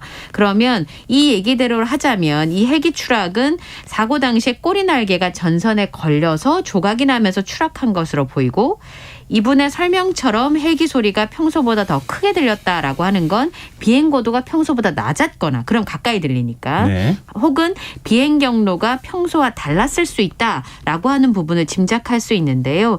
헬기 추락으로 화재가 발생하기도 하는데 그런 2차 피해로는 이루어지지 않았습니다만 현장에 폭발하지 않은 게 다행이라고 할 정도로 항공유 냄새가 굉장히 진동을 했다고 합니다. 그리고 100가구에 200여 명 정도가 모여 살고 있는 마을이었는데 아침부터 이제 헬기 사고가 발생을 했으니까 얼마나 깜짝 놀라셨겠습니까? 헬기 전선에 부딪힌 헬기는 곧바로 아래로 떨어져 산산조각이 났고요. 이 사고 헬기는 산불 감시용으로 쓰던 민간업체 소속 헬기였다고 합니다. 그런데 산불 감시용으로 계약을 한 헬기가 왜 지금 자재를 운반하다가 이런 사고를 당할까요? 네. 이 사고 헬기가 1995년에 제작돼서 28년의 운행 기록을 가지고 있는 헬기였는데 말씀하신 것처럼 사고 당시에는 500kg 정도의 철탑 고정형 와이어를 운반하고 있었습니다. 그런데 사고 전에 이제 비행 계획서를 제출하게 되잖아요. 그 비행 계획서에는 오전 8시 출발, 목적은 순찰 관리 비행이라고 써 있었습니다. 근데 실제 헬기는 비행 계획서에 써 있던 오전 8시가 아니라 7시 30분에 일찍 출발을 했고 순찰 관리 비행으로 적혀 있었지만 화물을 운반하고 있었습니다. 이 최근에 헬기 업체가 사고 헬기를 회수한 다음에 사흘 일정으로 송전탑 보강 공사에 투입을 했습니다. 원래 이 헬기는 5월까지 산불 진화용으로 임차를 한 상황이었는데요. 서울지방항공청에 보고한 비행계획서에는 홍천하고 춘천을 순찰한다고 돼 있었는데 실제로는 화물을 운반했던 겁니다. 사고 현장에 송전탑 보강 공사를 위한 자재들이 발견이 됐었는데 그런데 이제 업체 측의 설명을 들어보면 이 헬기를 임차해 줬지만 이 헬기가 이 공사 현장에 필요하기 때문에 바꾸고 더 큰 헬기를 임차해 줬기 때문에 큰 문제는 없었다라고 얘기를 하고 있습니다만 국토교통부 항공철도조사위원회가 왜 그러면 비행계획서를 제대로 쓰지 않고 운항을 했는지 정확한 사고 원인과 경위를 조사하고 있습니다. 지난번에도 산불 진화용으로 계약한 그 민간 헬기 그 항공 기록을 제대로 안 남긴 걸로 확인이 됐잖아요. 탑승한 사람들이 다 사망을 했는데 원래 기재도 안 돼 있었던 뭐 학교 동창인가요? 누굴 태웠다 이래서 좀 논란이 됐었잖아요. 근데 원래 이렇게 기록을 제대로 안 남겨도 되는 겁니까? 이런 규정을 위반했을 때는요. 운항 종사자인 기장에 대해서 자격정지 처분을 할 수 있도록 되어 있습니다만 이번에 사망한 상황이고요. 송전탑 유지봉수 공사를 맡은 업체가 사고 헬기를 사흘간 임차해서 공사를 진행하는 것으로 파악이 됐는데 그런데 그것에 대해서 강원도하고 해당 업체 설명이 좀 달라지고 있습니다. 업체 관계자는 아까 말씀드린 것처럼 송전탑 보수에 필요한 그 헬기가 작은 헬기가 필요하다고 생각이 돼서 강원도에 대체 헬기를 보내주고 해당 헬기는 송전탑 보수공사에 투입을 했다. 그러면서 이 관계자 설명으로는 정비나 장비를 위해서 점검하기 위해서 한 건 아니다. 그리고 왜 송전탑 보수공사에 투입이 되는지 경위를 파악 중이다라고 설명을 하고 있고요. 강원도에서는 아까 말씀드린 것처럼 비행 목적의 순찰관리 비행이라고 보고가 됐을 뿐 비행 목적의 자재 운반이라고 하는 내용은 들어가 있지 않은 상황입니다. 그렇기 때문에 아까 말씀드린 것처럼 사고조사위원회가 왜 그렇게 기재를 했는지 확인을 좀 해봐야 되는 상황입니다. 이게 전반적으로 점검을 해봐야 되겠어요. 이게 일상화되어 있는 일이 아닐까 하는 혹시나. 그러게 말입니다. 그렇게 하면 사고 났을 때 어떤 사람이 함께 동승을 했는지도 찾지 못하는 상황이 되잖아요. 지난번에도 이제 그런 일이 벌어졌고 또 위험할 수도 있고. 그렇죠. 그런 문제는 오히려 민간항공사나 이런 데에서 더 앞장서서 좀 지키도록 노력해야 되지 않을까 싶네요. 다음 뉴스 가보겠습니다. 지난 일요일 발생한 대전 한국타이어 공장 화재. 이게 지금 어제도 저희가 전해드렸지만 어제도 타고 있었다고 하는데 네. 오늘 오전 8시가 돼서 완지됐어요. 예, 그러니까 12일 밤 10시쯤에 한국타이어 대전 공장에서 불이 시작이 돼서 58시간 만에 완전히 잡혔습니다. 왜 이렇게 오래 걸렸나 하실 텐데요. 네. 화재가 난 잔해물 사이사이에 불씨가 남아 있었기 때문에 진화에 굉장히 오래 걸린 것으로 보입니다. 소방당국에서 현장에다가 20여 명의 인력을 남긴 채 혹시 모를 불씨를 관찰하고 제거하는 작업까지 진행을 했었는데 굴착기를 이용해서 잔해를 제거하고 거기다가 소화수를 뿌리고 잔불을 정리하는 그런 과정을 거쳤습니다. 근데 말씀드렸던 것처럼 철골 구조물이 다 이제 무너져 내린 상태인데다가 타이어를 포함해서 가연물이 많이 쌓여져 있었기 때문에 완진까지는 꽤 많은 시간이 소요됐다라고 보여지고요. 지금 현재 이 불은 12일 밤 10시 9분쯤에 한국타이어 대전공장 북쪽 2공장의 가류공정 성형 압출기계에서 시작된 것으로 그러니까 타이어 이렇게 쪄서 찍어내는 그 과정에서 시작된 것으로 추정이 되는 상황입니다. 이 불로 공장 물류동에 있던 타이어 21만 개가 모두 다 타버렸고요. 네. 작업자 10명과 소방대원 1명 등 11명이 경상을 입었습니다. 지역 주민들이 굉장히 고통을 많이 호소했다고 하잖아요. 네. 건강에는 좀 이상이 없는 겁니까? 현재까지로는 우선은 불편한 것은 사실입니다. 말씀드린 것처럼 화재가 난 인근 상가 옥상에 검은재가 뿌려져 있고요. 창문을 닦아도 재가 날라온다고 하거든요. 네. 그러니까 이 분진 때문에 사실 주변 상가들은 아예 수업을 하거나 아니면 영업을 할 수 없는 그런 상황입니다. 지금까지 관할인 대덕구청에 60여 건, 한국타이어에 80여 건의 신고가 접수되고 주민들은 굉장히 막막한 상황인데요.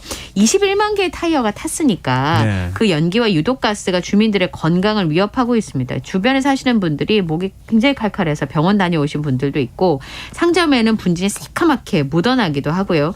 그리고 그 주변에 농사 짓는 곳이 있어요. 근데 여기에 이제 작물을 재배하게 되는데 비닐하우스에 새카맣게 분진이 앉았어요. 네. 근데 비닐하우스가 요즘에 아시다시피 이제 그 기계식으로 되어 있어서 낮에는 문을 열고 또 밤에는 문을 네네. 닫고 이런 식으로 되어 있는데 계속 닫아둘 수가 없대요. 그러면 낮에 문을 열어놓으면 농작물이 새까맣게 분진이 앉잖아요. 그럼 배추 같은 경우는 아시겠습니다만 턱턱이 분진이 들어가면 상품성이 떨어질 수밖에 없는 상황이잖아요. 네네. 그러니까 이런 부분이 좀 걱정이 되는 거고요. 또 하나는 이 불을 끄는 과정에 소방 폐수가 나오는데 이게 수질 오염을 시킬 수 있다고 합니다. 불에 타버린 타이어에다가 건물 잔해를 거쳐서 물이 시커멓게 변하는데 그게 공장 밖 관로를 따라서 밖으로 흘러넘치게 되는데요. 뒤늦게 방제 펜스를 설치하기는 했습니다만 일부 폐수가 실제로 여기 화재가 난 곳이랑 금강이랑 굉장히 가깝다고 하거든요. 근데 식수원이 되는 곳이잖아요. 그러니까 일부 폐수가 하천을 통해서 금강으로 흘러 들어간 것으로 알려지고 있습니다. 이거 굉장히 심각한 문제인데요. 네. 지난번에도 뭐 제가 전해드린 바도 있지만 경북 울진 삼척 산불 지금 그 앞쪽에 있는 바다가 물고기가 안 잡힌다는 거 아닙니까? 네. 그러니까 산에 그 뭐랄까요 불이 나면서 나무가 다 타버린 거잖아요. 네. 그게 비만 오면 다 쓸려 내려간다는 거예요. 바다에서 어업을 해도 불에 탄 나무까지만 걸려 나오는 이런 상황이다. 네. 이렇게 얘기하던데 지금 비슷한 일들이 계속 벌어진다는 거잖아요. 예, 그리고 우선은 이제 호흡곤란 등의 뭐 치료가 아주 필요한 정도는 많이 발생하고 있지 않습니다만 어쨌든 발암성 물질이 타면서 계속 날아갔고요. 이게 이제 피부에 닿으면 피부염이 될 수도 있고 그 공기를 흡입한 경우에는 발암 물질이 다량 함유되어 있으니까 물론 그 갇혀진 건물이 아니라 뭐 야외여서 그 정도가 좀 덜하긴 하다고 하지만 그런 우려가 전혀 없는 것은 아니죠. 뭐 화재가 꼭 뭐 일으키려고 해서 일어나는 것만은 아니잖아요. 네, 그렇습니다. 뜻하지 않았는데도 화재가 일어나는 경우도 있지만 좀 조사를 해서 이건 뭔가 문제가 있다. 그럼 정말 기업들한테 책임을 물려야 돼요. 그렇습니다. 네, 그렇게 해야 사실은 철저하게 화재 감시 관리를 할 수 있는 거 아닐까. 너무 피해가 광범위하게 그 영향을 미치니까. 맞습니다. 그것도 정부가 무슨 보상을 해줄 것도 아니잖아요. 사실은. 네, 알겠습니다. 혹시 이번 화재와 관련해서 한국타이어 측이 사과를 하거나 그런 일이 있었습니까? 네, 오늘 회사 홈페이지를 통해서 지역 주민들에게 사과를 했는데요. 3월 12일 밤 한국타이어 대전 공장에서 발생한 화재로 인해서 피해를 입은 모든 분들에게 깊은 사죄의 말씀을 드린다. 무거운 책임을 통감하고 화재 수습에 만전을 기할 것이며 지역사회 피해 복구를 위해서 모든 필요한 조치를 강구하겠다 이렇게 강조를 했는데 문제는 화재 수습과 정확한 원인 규명을 위해서 관계 당국에 최대한 협조하겠습니다.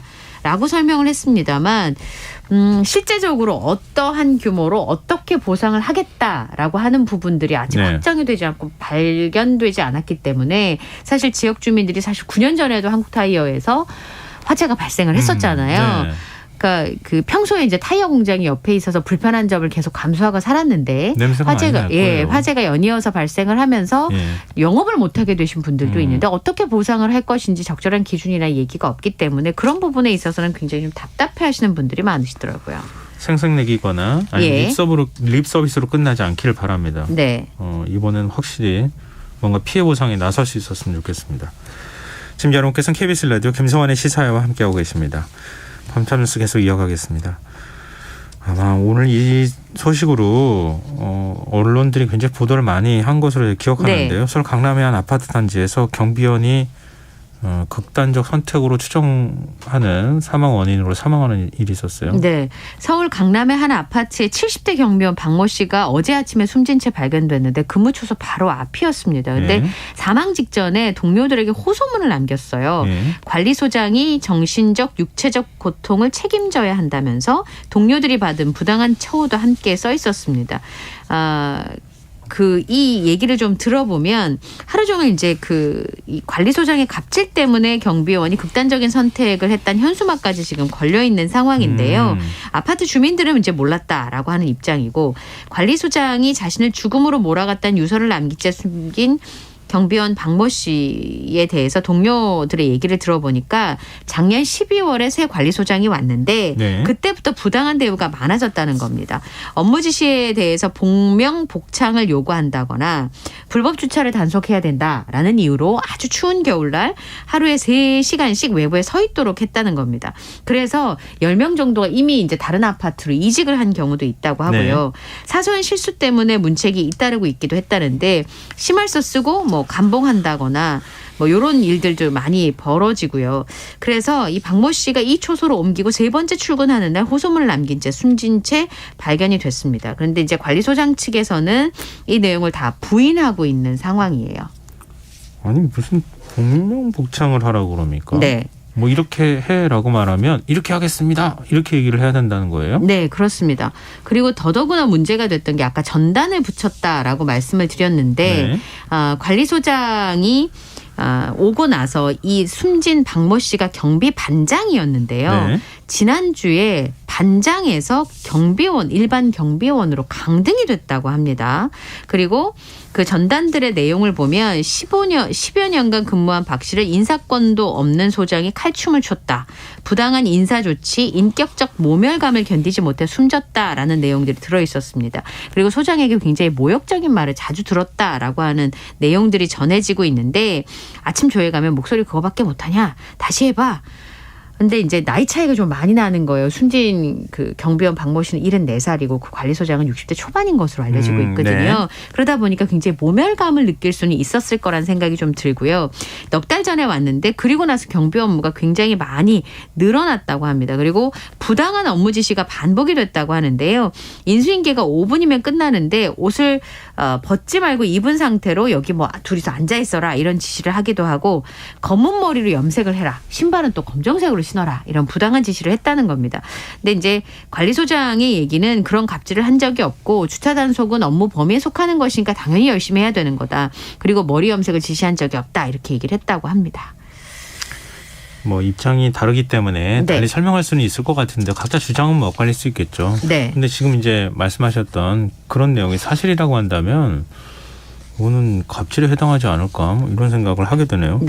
이 아파트에서 일하던 청소원이 또 숨지는 일도 있었습니까? 예, 이 아파트에서 일하던 70대 청소원 김 씨가 심장마비로 숨진 채 발견됐는데 그러면 그게 어떤 이유에서 발생을 했을까? 부당한 인사조처가 영향을 줬을 거다라는 의심을 하고 있습니다. 왜냐하면 숨지기 전날에 갑자기 일을 그만뒀기 때문인데요. 돌아가신 이 미화원이 장애가 있는 아들과 함께 살았는데 6월 말까지가 계약이었답니다. 그런데 관리소장이 몸이 불편한 사람을 왜 쓰냐라고 하면서 갑자기 해고한 것이다. 장기적으로 인원을 줄이기 위해서 인사를 통해서 갑질을 하고 있다라고 하는 주장을 하고 있습니다. 관리소장은 지금 호소문을 대피라는 게 의심이 된다 이런 주장을 하고 있습니까? 왜냐하면 그 호소문을 고인이 작성할 수 없고 대필이 의심된다. 그리고 내용에는 갑질이 전혀 들어있지 않다라고 하면서 본인은 경비원들에게 호통을 쳤다거나 소리친 적이 없고 오히려 과도한 충성을 보이는 경비원들에게 그러지 말라고 지시를 했다 이렇게 해명을 했습니다. 관리소장에게는 경비 지시 업무가 없고 경비대장한테 그런 것을 위임을 했는데 네. 이제 이 경비대장이라고 하는 사람이 곧 계약이 만료가 된대요. 네. 그래서 이런 일을 꾸민 거 아닌가 이렇게 의심을 하고 있다라고 얘기했고 아까 아파트에서 일하던 청소원이 숨졌다라고 말씀을 드렸는데 네. 그 청소 노동자의 사망과 관련돼서 해고한 적이 없고 오히려 그분이 일을 더 일하고 싶으시다라고 하셔서 그렇게 하라고 했을 뿐이다. 뭐 이렇게 해명을 했습니다. 서로 주장이 너무 달라가지고. 너무 달라서 예. 일단 경찰이 수사를 해봐야 그렇죠. 정확한 결과는 알 수 있을 것 같은데요. 근데 만약에 진짜 유서라고 남긴 걸 누가 대필했다 이렇게 너무 당당하게 얘기하는 거는 좀 문제가 있지 않을까 싶어요. 그럼 그건 경찰이 조사할 일이고. 그렇죠. 유서를 누군가가 대필한다는 건 사실 상상하기가 쉽지 않잖아요. 일종의 네. 범죄이기도 하고요. 예. 그런 모습을 이렇게 썩 보기 좋아 보이지는 않는 것 같네요. 다음 뉴스로 가겠습니다. 아이를 낳은 산모가 갑자기 사라졌는데 며칠 뒤에 다른 여성이 나타나 내 아이다 이렇게 주장했다고요? 왜 솔로몬의 선택 네, 그러게요. 두 엄마가 한 아이를 두고 네. 근데 이건 그거와 조금 다른데 그 장면이 퍼뜩 생각이 났는데요.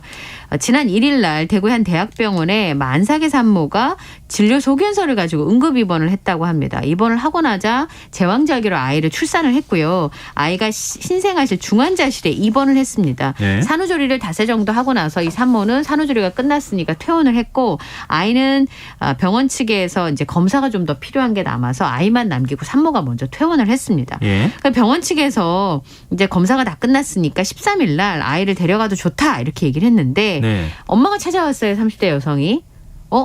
그런데 우리가 아는 그 산모가 아닌 거예요. 네. 왜냐하면 간호사분들이 아이가 이제 모유 수유를 하거나 하면 엄마 얼굴하고 이렇게 보게 되잖아요. 네. 그런데 기억했던 그 산모가 아닌 사람이 왔던 겁니다.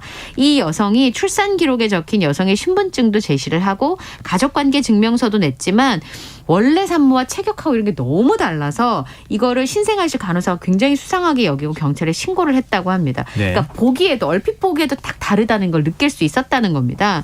경찰 조사를 해보니까 이 산모는 아기를 데려가려고 한 여성의 이름과 주민등록번호로 입원을 해서 아이를 낳았습니다. 그러니까 뒤늦게 아이를 찾으러 왔던 그 엄마의 주소와 주민등록번호를 등록을 하고 아이를 낳은 거예요. 예. 그리고 아이를 데려가려고 했던 여성은 아이를 낳은 산모와 원래 알고 지낸 사이였고 예. 자신은 결혼을 했는데 아이를 직접 키우려고 했다. 이렇게 진술한 것으로 전해지고 있습니다. 이미 본인의 자녀로 출생신고까지 마친 상황인데요. 그러면 이 여성이 사라진 산모의 병원비를 대신 냈다고 합니다. 그 사실을 확인했기 때문에 이 두 여성 사이에 어떤 금전이 오갔는지 지금 조사를 하고 있습니다. 현재까지 나온 사실은 난자를 제공해서 출산하는 대리모는 아닌 것으로 보인다라고 설명을 했고요. 예. 아이는 지금 건강한 상태로 대학병원에서 보호를 받고 있습니다.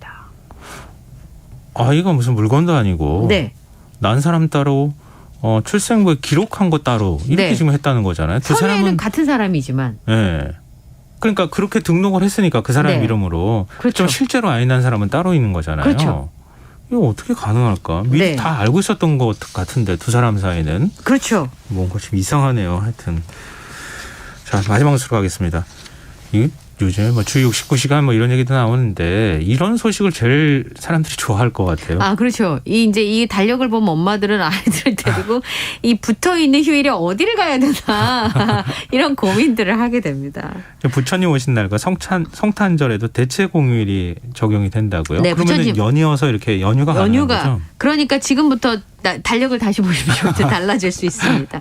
관공서 공휴일에 관한 규정 개정안을 내일 입법 예고하는 건데요. 만약에 큰 이변이 없이 이대로 통과가 된다면 올해 부처님 오신 날 적용이 됩니다.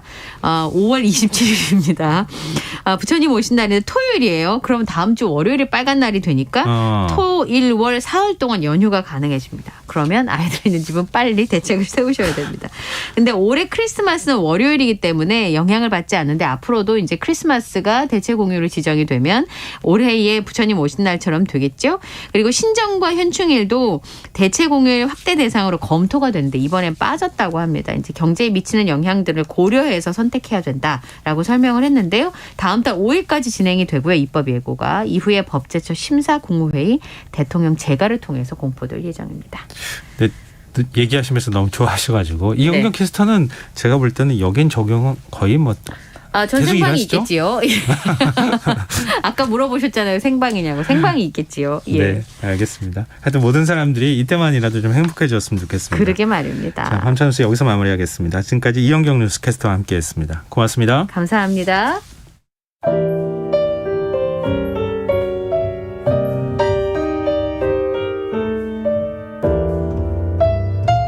내일의 품격. 김성환의 시사야에서 챙겨가세요. 하루를 마무리하는 시간 꺼내보는 당신의 지식 창고. KBS 1라디오 김성환의 시사야.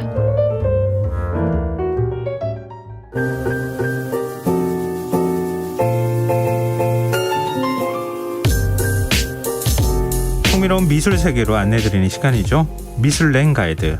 오늘도 역시 오픈 갤러리 홍재 디렉터 나와 계십니다. 안녕하세요. 네, 안녕하세요. 네, 오늘은 어떤 이야기 들려주실 거예요? 제가 요즘에 굉장히 재밌게 보고 있는 드라마가 있어요. 네, 뭔데요? 아마 짐작하실 것 같은데요. 더 글로리 시즌2가 오픈을 해서 다시 인기인데요. 저는 이 드라마 스토리와는 별개로 인물 설정 중에서요. 그 주요 인물 가운데 적색과 녹색을 구분하지 못하는 캐릭터가 등장을 해요. 네네, 돈 많은. 네.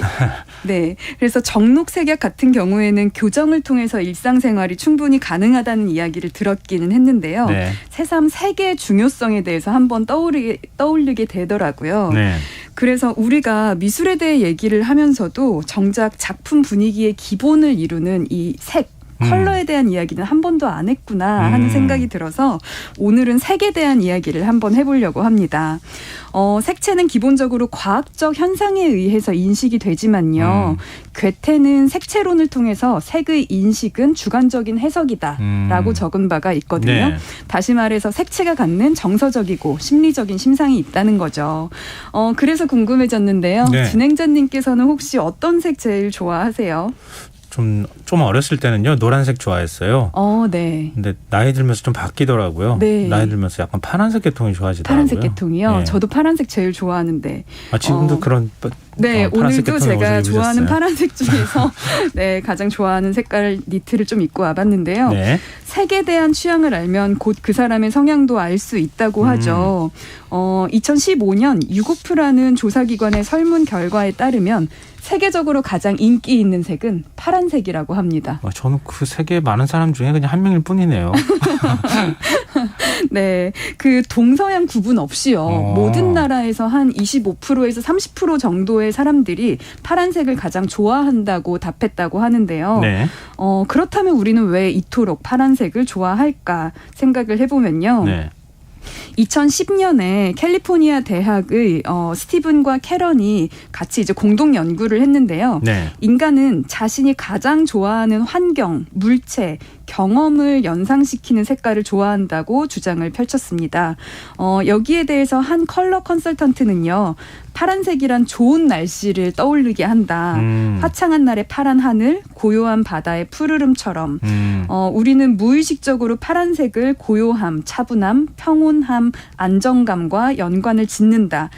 그래서 파란 하늘과 파란 바다는 안전하다고 느끼는 것이다. 라고도 했는데요. 네. 저야말로 이 파란 바다를 정말 좋아해서 그런지 이게 꽤나 설득력 있게 들리거든요. 진행자님께서는 파란색 왜 좋은 것 같으세요? 꼭 이유가 필요합니까? 아닙니다. 근데 그냥이라는 것도 네, 이유니까요. 감성적으로 그냥 어느 순간부터 왠지 좋아하기 시작했는데요. 네. 사실은 사연으로 굳이 얘기하자면 어딘가 지중해 어딘가를 갔는데 집들이 파란색으로 많이 칠해져 있었는데 색깔이 완전히 우리가 그동안에 생각했던 파란색하고는 다르더라고요. 네네. 굉장히 이뻐 보여서. 결국 경험에 의해서 굉장히 기분 좋았던 경험에 맞아요. 의한 색을 좋아하시는 게 맞군요. 그런데요, 재밌는 점은 기원전의 고대 그리스 시대의 책들을 살펴보면요, 그 호메로스의 오디세이나 일리아스 같은 것들 속에서 바다를 파란색으로 표현하고 있지 않습니다. 그래요? 네, 그 책 속에는요, 빨강, 초록, 노랑에 대한 얘기는 있는데 아예 파란색의 언급은 없다고 해요. 왜 그럴까요? 그 시대의 바다는 파란색이 아니었을 가능성이 있지 않을까요? 그럴 수도 있겠죠. 네. 하여튼 좀 이건 놀라운 사실인데요. 네. 그 시대 사람들한테는 바다 색깔이 그렇게 보이지 않았다는 얘기가 되는 거잖아요. 네, 맞습니다.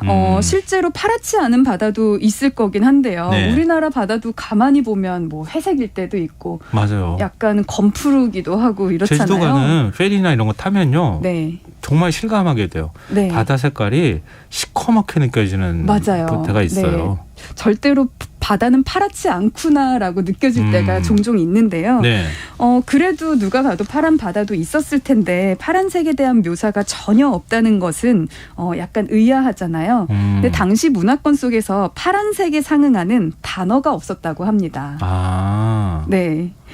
우리는 신호등을요, 간혹 빨간불, 파란불 이렇게 말할 때가 있잖아요. 예전엔 그랬죠. 요즘 아이들은 파란색 이렇게 얘기하면 아니에요, 초록색이에요, 네. 이렇게 얘기해요. 그렇군요. 네. 제가 요즘 친구들과 이야기를 안 나눠봐서 네, 저 어린 시절에는 그냥 빨간불, 파란불 이렇게 얘기했을 때가 있었던 것 같아요. 네. 누가 봐도 녹색불인데 말이죠. 근데 사실은요, 이 녹색과 파란색을요, 과거에는 별도로 구분하지 않고 같은 색으로 인식을 했던 문화권들이 많다고 해요. 다양한 문화권에서 이 파란색과 초록색을 동시에 뜻하는 단어들이 다 존재를 했다고 하는데요. 네. 베트남어 중에서는 사인이라는 단어가 파란과 초록을 모두 의미하고요. 색채 용어가 5개뿐인 베린모족은 파란과 초록은 구분하지 않지만 노란색을 지칭하는 용어가 2개라고 할 정도로 파란과 초록은 그 구분이 없었고요. 생각해보면 우리말에서도요, 푸르다라는 말은 파란색과 녹색을 모두 가리키기도 합니다. 그러네요. 나무를 향해서 살림을 표현할 때도 푸르다 이렇게 얘기하고, 하고, 바다색도 푸르다, 하늘도 이렇게. 푸르다라고 하고, 푸르다라는 말은 파란과 초록을 이제 모두 가리키죠. 반면 러시아에서는요, 밝은 파란색과 어두운 파란색이 파란과 초록의 차이만큼 크다고 하는데요. 다시 말해서 밝은 파랑과 어두운 파랑은 아예 전혀 다른 색으로 인식을 하는 거죠. 네. 이런 사실로 미루어 볼 때 색채를 인식하는 것은 문화권에 따른 색채 어휘의 그 종류에 따라 다르다는 것을 알 수가 있는데요. 이런 문제를 해결해 준 것이 바로 각 색의 숫자를 부여한 팬톤 가이드입니다. 네, 팬톤이라는 회사에서요, 각 색상에 숫자를 부여를 해서 코드명으로 이제 말을 할 수 있게 그렇게 컬러 코드를 부여를 했거든요. 그 전에는 뭐 거무스름한 초록, 뭐 이런 식으로 이야기를 했었는데 그게 어느 정도로 거무스름한지 사람들이 모르다 보니 코드를 부여하기 시작한 거죠. 어쨌든 이렇게 색채는 객관적이어도요, 색채의 인식은 주관적이라는 사실을 알고 오늘 파란색 먼저 얘기를 나눠봐도 좋을 것 같습니다. 파란색 하면 떠오르는 이미지가 굉장히 여러 가지가 있는 것 같아요. 떠올려보자면 사람들마다 경험이 다르기 때문에 색깔에 대한 인식도 다르다고 말씀하셨잖아요. 네, 맞아요. 어느 순간 어린 시절에 파란 하늘을 봤는데 너무 감동적이었다, 이런 느낌이 있을 수도 있고, 아까 제가 말씀드렸던 것처럼 주로 이제 지중해 있는 주변 국가들이 파란색인데 이걸 파란색을 다 표현하는 말들이 있더라고요. 네. 한 번도 못 본 것 같은데 뭔가 이상해, 색이. 분명히 파란색인데 뭐 이런 거 보면은 어떤 특정 지역이 가지고 있는 색에 대한 인식, 제 경험담 뭐 이런 것들하고 다 연결이 되는 것 같아요. 네. 통상적으로 파란색은 말씀처럼 어떤 경쾌함이라던가 맑은 이제 좋은 기분, 파란 하늘, 청아함 이런 기분을 느끼게도 하지만 또 어떤 반면에서는 지적이고 이성적인, 이지적인 느낌을 갖게 하기도 하고요. 파란색이요? 네. 파란색이 지적인 색이라고 보통 생각하시는 분들도 많더라고요. 네. 그래서 면접을 보러 갈 때는 푸른 계열의 넥타이를 매라라고 했던 때도 있었던 것 같아요. 네. 그게 사람을 조금 더 이지적으로, 이성적으로 보이게끔 한다는 거죠. 반면에 코로나 블루, 메리지 블루 같은 그런 경우에는 우울한 마음을 뜻하는 단어로도 블루가 사용을 하기도 하는데요. 실제로 이 파란색은요, 미술의 역사 속에서 보면요. 어떤 감흥을 이야기하기 전에 기본적으로 비싸고 귀한 색이었습니다. 아, 당시에는. 네. 예. 고대 이집트에서는요, 이 청색 안료를 희귀 광석인 청금석을 분쇄해서 만들었는데요. 이게 바로 울트라마린입니다. 이 울트라마린은 콘스탄티노폴리스의 그 교회법에 의해서 성모 마리아를 기리는 색으로 다소 표준화가 되었는데요. 아기 예수를 안고 있는 마리아의 그 옷자락 있잖아요. 네네. 그게 푸른색으로 표현된 경우가 많았죠. 하지만 울트라마린이 비싸다고 했잖아요. 네. 그래서 안료를 살 형편이 안 되면 다른 저렴한 안료를 섞거나 아니면 구리 광석이 풍화되면 약간은 남색, 짙은 남색을 띠게 되거든요. 예. 이런 색상을 대신 사용을 하기도 했다고 합니다. 레오나르도 다빈치의 작품을 보면요. 채색이 안 된 마리아의 드로잉을 볼 수가 있거든요. 네. 이 경우에는 울트라마린 안료가 귀했기 때문이다라고 이야기를 하는 사람들도 있습니다. 어쨌든 이렇게 비싼 울트라마린 컬러를 아무나 사용을 하지는 못했었는데요. 18세기가 되면서는 프러시안 블루, 셀룰리안 블루, 코발트 블루 등 합성 안료가 개발되면서 다양한 색을 저렴하게 구할 수 있게 되었죠. 그래서 그 이후부터는요. 안료의 희귀함 때문에 작품 색상에 타협할 일은 없어졌는데요. 파란색을 좋아하신다면 미술 속에서 꼭 알아야 할 작가는 두 명입니다. 한 명은 피카소고요. 또 한 명은 이브 클랭입니다. 피카소는 아마 뭐 모르시는 분들이 거의 없을 것 같고요. 네. 이브 클랭은 어떤 사람이에요? 네, 둘 다 설명을 한번 드릴게요. 예. 우선 피카소는요. 피카소가 왜 파란색과 연관이 될까? 피카소는 입체파인데 네. 생각하실 수도 있는데요. 피카소가 큐비즘을 발전시키기 훨씬 전에요. 20살부터 23살까지 검푸른 색조를 띤 그림만 그렸던 시기가 있는데 이 시기를 청색 시대라고 말을 합니다. 그럼 왜 피카소는 이 당시에 청색 그림을 그렸나? 네. 보면요. 당시에 함께 스튜디오를 차리고 거의 1년 반 동안 한몸처럼 붙어 다니던 친구가 있었습니다. 네. 그 친구도 화가였고요. 예. 카를로스 카사헤마스라고 하는데 이 친구가 친구들을 초대한 총별회에서 총을 쏴서 자살을 한 사건이 있었어요. 예. 그 이후로 청색시대 작품을 그리기 시작했다고 하는데요. 그래서 피카소가 그 슬픔으로 이제 슬픈 마음을 표현하기 시작했구나라고들 많이 생각을 하시는데 사실 카사헤마스가 자살했을 당시 피카소는 그 자리에서는 없었다고 합니다. 근데 그 전에 어떤 일이 있었냐면요. 사건이 있기 한 달 전에 함께 떠난 여행에서 제멋대로 행동하는 그 카사헤마스에게 너무 질린 나머지 그를 돌려보내고 그가 파리로 돌아오면 화해해야지라고 생각을 했는데 그가 이제 운명을 달리하는 바람에 이렇게 끝끝내 화해를 못했다라는 썰이 있는데요. 어떤 면에서 피카소의 청색 시대는 그 슬픔만큼이나 죄책감에서 비롯된 컬러라는 생각도 듭니다. 네. 반면 이브 클랭은요. 예. 한 가지 색을 사용하는 모노크롬 회화와 더불어서요. 붓 대신에 여성의 몸을 활용한 바디 아트를 선보이기도 하는데요. 네. 안타깝게도 8년간 짧은 작품 활동 끝에 34세의 심장마비로 요절을 하게 됩니다. 그는 형태가 없는 색이야말로 무한한 의미를 가진다. 이렇게 주장을 했는데요. 네. 좀 말이 어렵죠. 어쨌든 이 이브 클랭은요. 형태가 있는 그림보다는 본인만의 독특한 색깔을 굉장히 천착해서 그림을 그렸는데요. 네. 어느 정도로 그 색깔에 집착을 했냐면요. 결국 자신만의 푸른색 안료를 개발을 했어요. 그러니까 안료를 직접 만든 거죠. 네네. 이 컬러가 나에게는 완벽한 블루야 이런 식으로. 그래서 이브 클랭이 만들어낸 블루 염료는요. 인터내셔널 클라인 블루라는 이름으로 특허 등록까지 냈고요. 실제로 네. 파란색으로는 미술사에서 가장 유명한 작가라고 할 수가 있습니다. 이런 사연들이 있는지 모르겠네요. 어쨌든 지적이라는 거하고 관련이 있어 보이기도 하지만 관련이 없어 보이기도 같은 그런 네. 생각이 느껴지는데요. 네. 근데 파란색 말고 사람들이 또 생각보다 우리 여성들은 특히 옷에 뭐 남성들도 그런 사람들이 있지만 네. 빨간색 그리고 빨간색 립스틱 맞아요. 옷 같은 경우에도 빨간색 되게 좋아하잖아요. 맞아요. 세련된 빨간색. 네. 빨간색이 사람들이 인식할 수 있는 가장 강렬한 색이라고도 합니다. 그럴 수 있겠어요. 그래서 소방차라거나 네. 어떤 이제 경고 문구라거나 이런 것들이 빨간색이 많죠. 어쨌든 요 빨간색이요. 게다가 또 세계에서 가장 오래된 색이기도 한데요. 보통 이제 황제의 색 이렇게도 얘기하잖아요. 네, 그렇기도 한데 황제가 등장하기 전부터도 가장 뭐랄까 이제 태초의 색, 안료 기준으로요. 안료를 개발을 하면서 점점 색을 우리가 만들어내잖아요. 예. 과거에는 우리가 색을 추출하고 이렇게 하는 것이 지금만큼 혹은 이제 추출하거나 합성을 해서 다양한 색을 만들어낼 수 없다 보니까 과거에 먼저 등장했던 색깔이 바로 이 빨간색인데요. 네.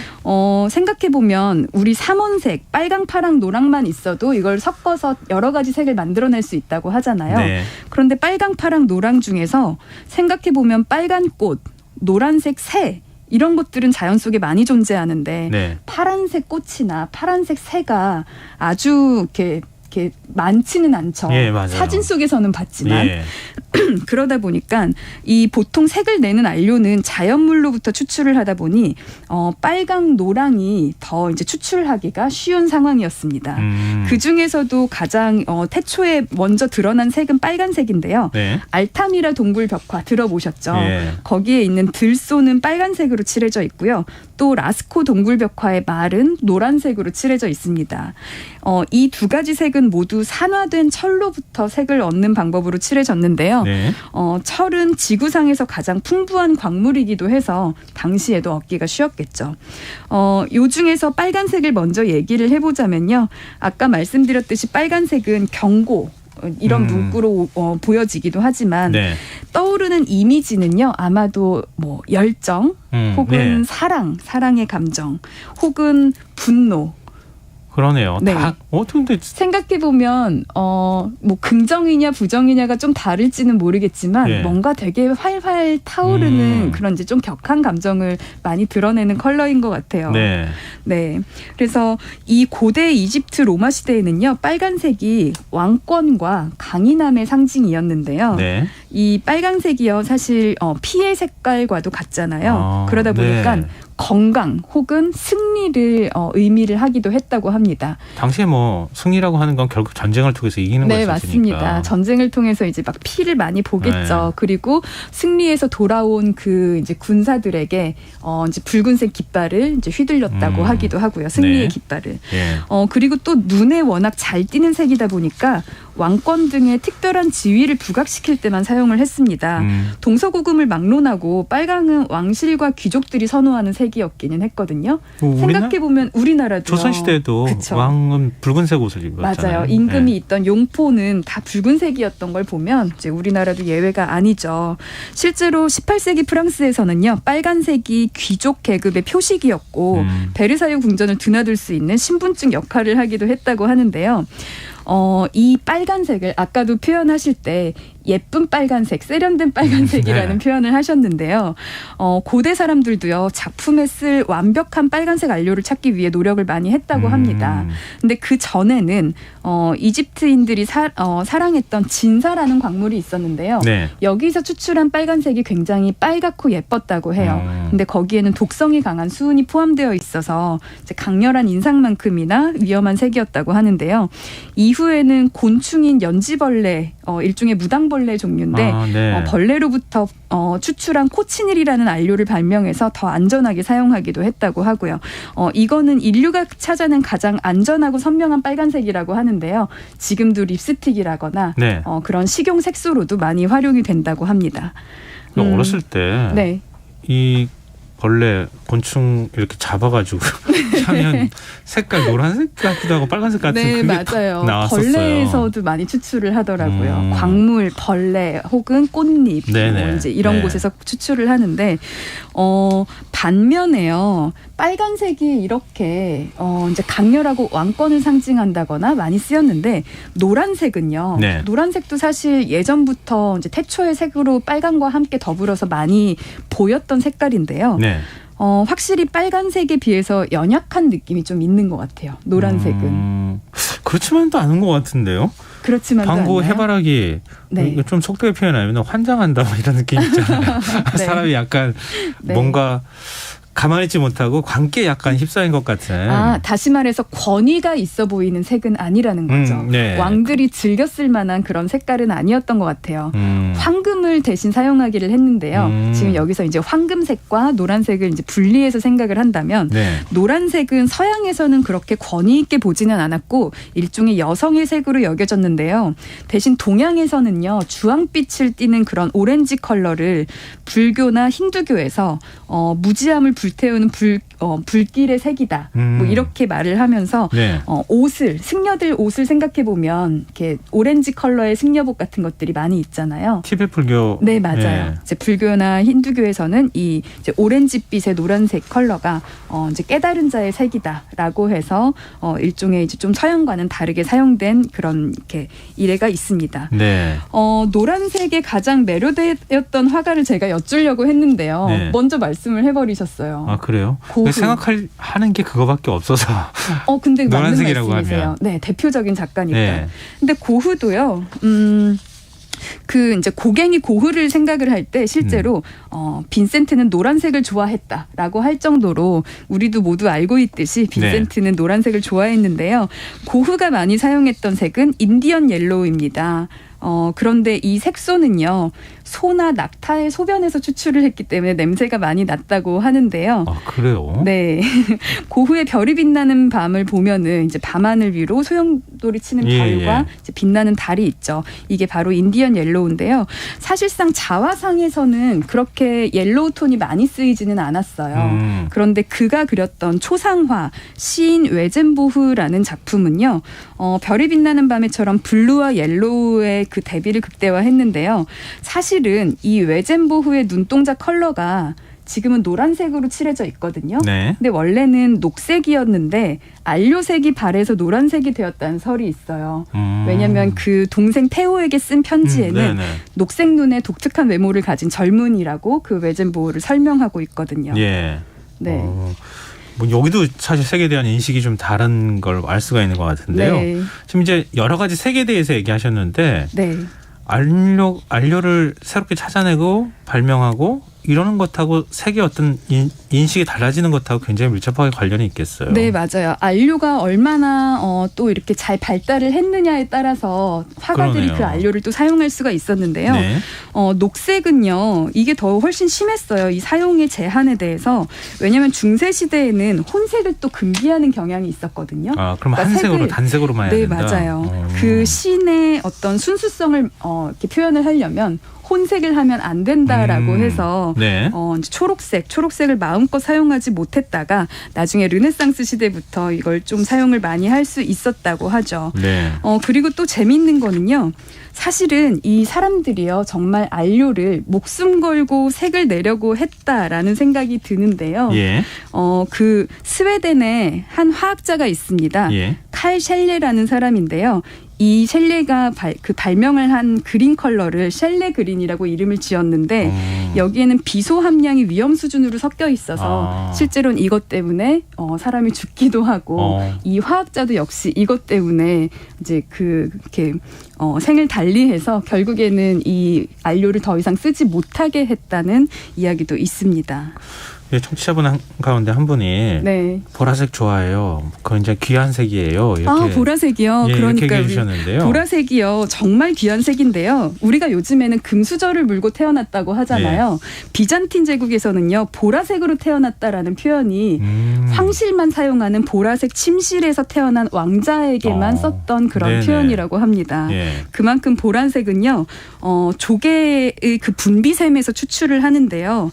1온스 정도의 염료를 만들기 위해서는 약 25만 마리 조개가 필요하다고 하거든요. 25만 마리요? 네, 1온스가 28g이니까요. 그러니까 1g에 1만 마리 정도의 조개가 필요하다고 생각을 하시면 됩니다. 얼마나 귀했겠어요. 네, 맞습니다. 네. 이거 엄청난데요.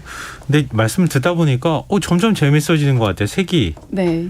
근데 다만 왜 학창 시절에 이 색채가 시험 문제 나오면 왜 틀렸는지를 제가 알겠어요. 이게 굉장히 어려운 얘기일 수도 있겠다는 생각이 들었어요. 네. 그 색채에는 여러 가지 역사적 스토리나 이런 것들이 담겨 있다고 하는 거 이번 기회에 한번 좀 기억해 보시면 어떨까 그런 생각이 드네요. 네. 자, 오늘 미슐랭 가이드 여기서 마무리하겠습니다. 지금까지 오픈 갤러리 홍주혜 디렉터와 함께했습니다. 고맙습니다. 네, 감사합니다. 김성환의 시사야 오늘 순서 여기서 마칩니다. 모바일 쿠폰 당첨자는 홈페이지 공지사항에서 확인할 수 있습니다. 지금까지 시사평론가 김성환이었습니다. 고맙습니다.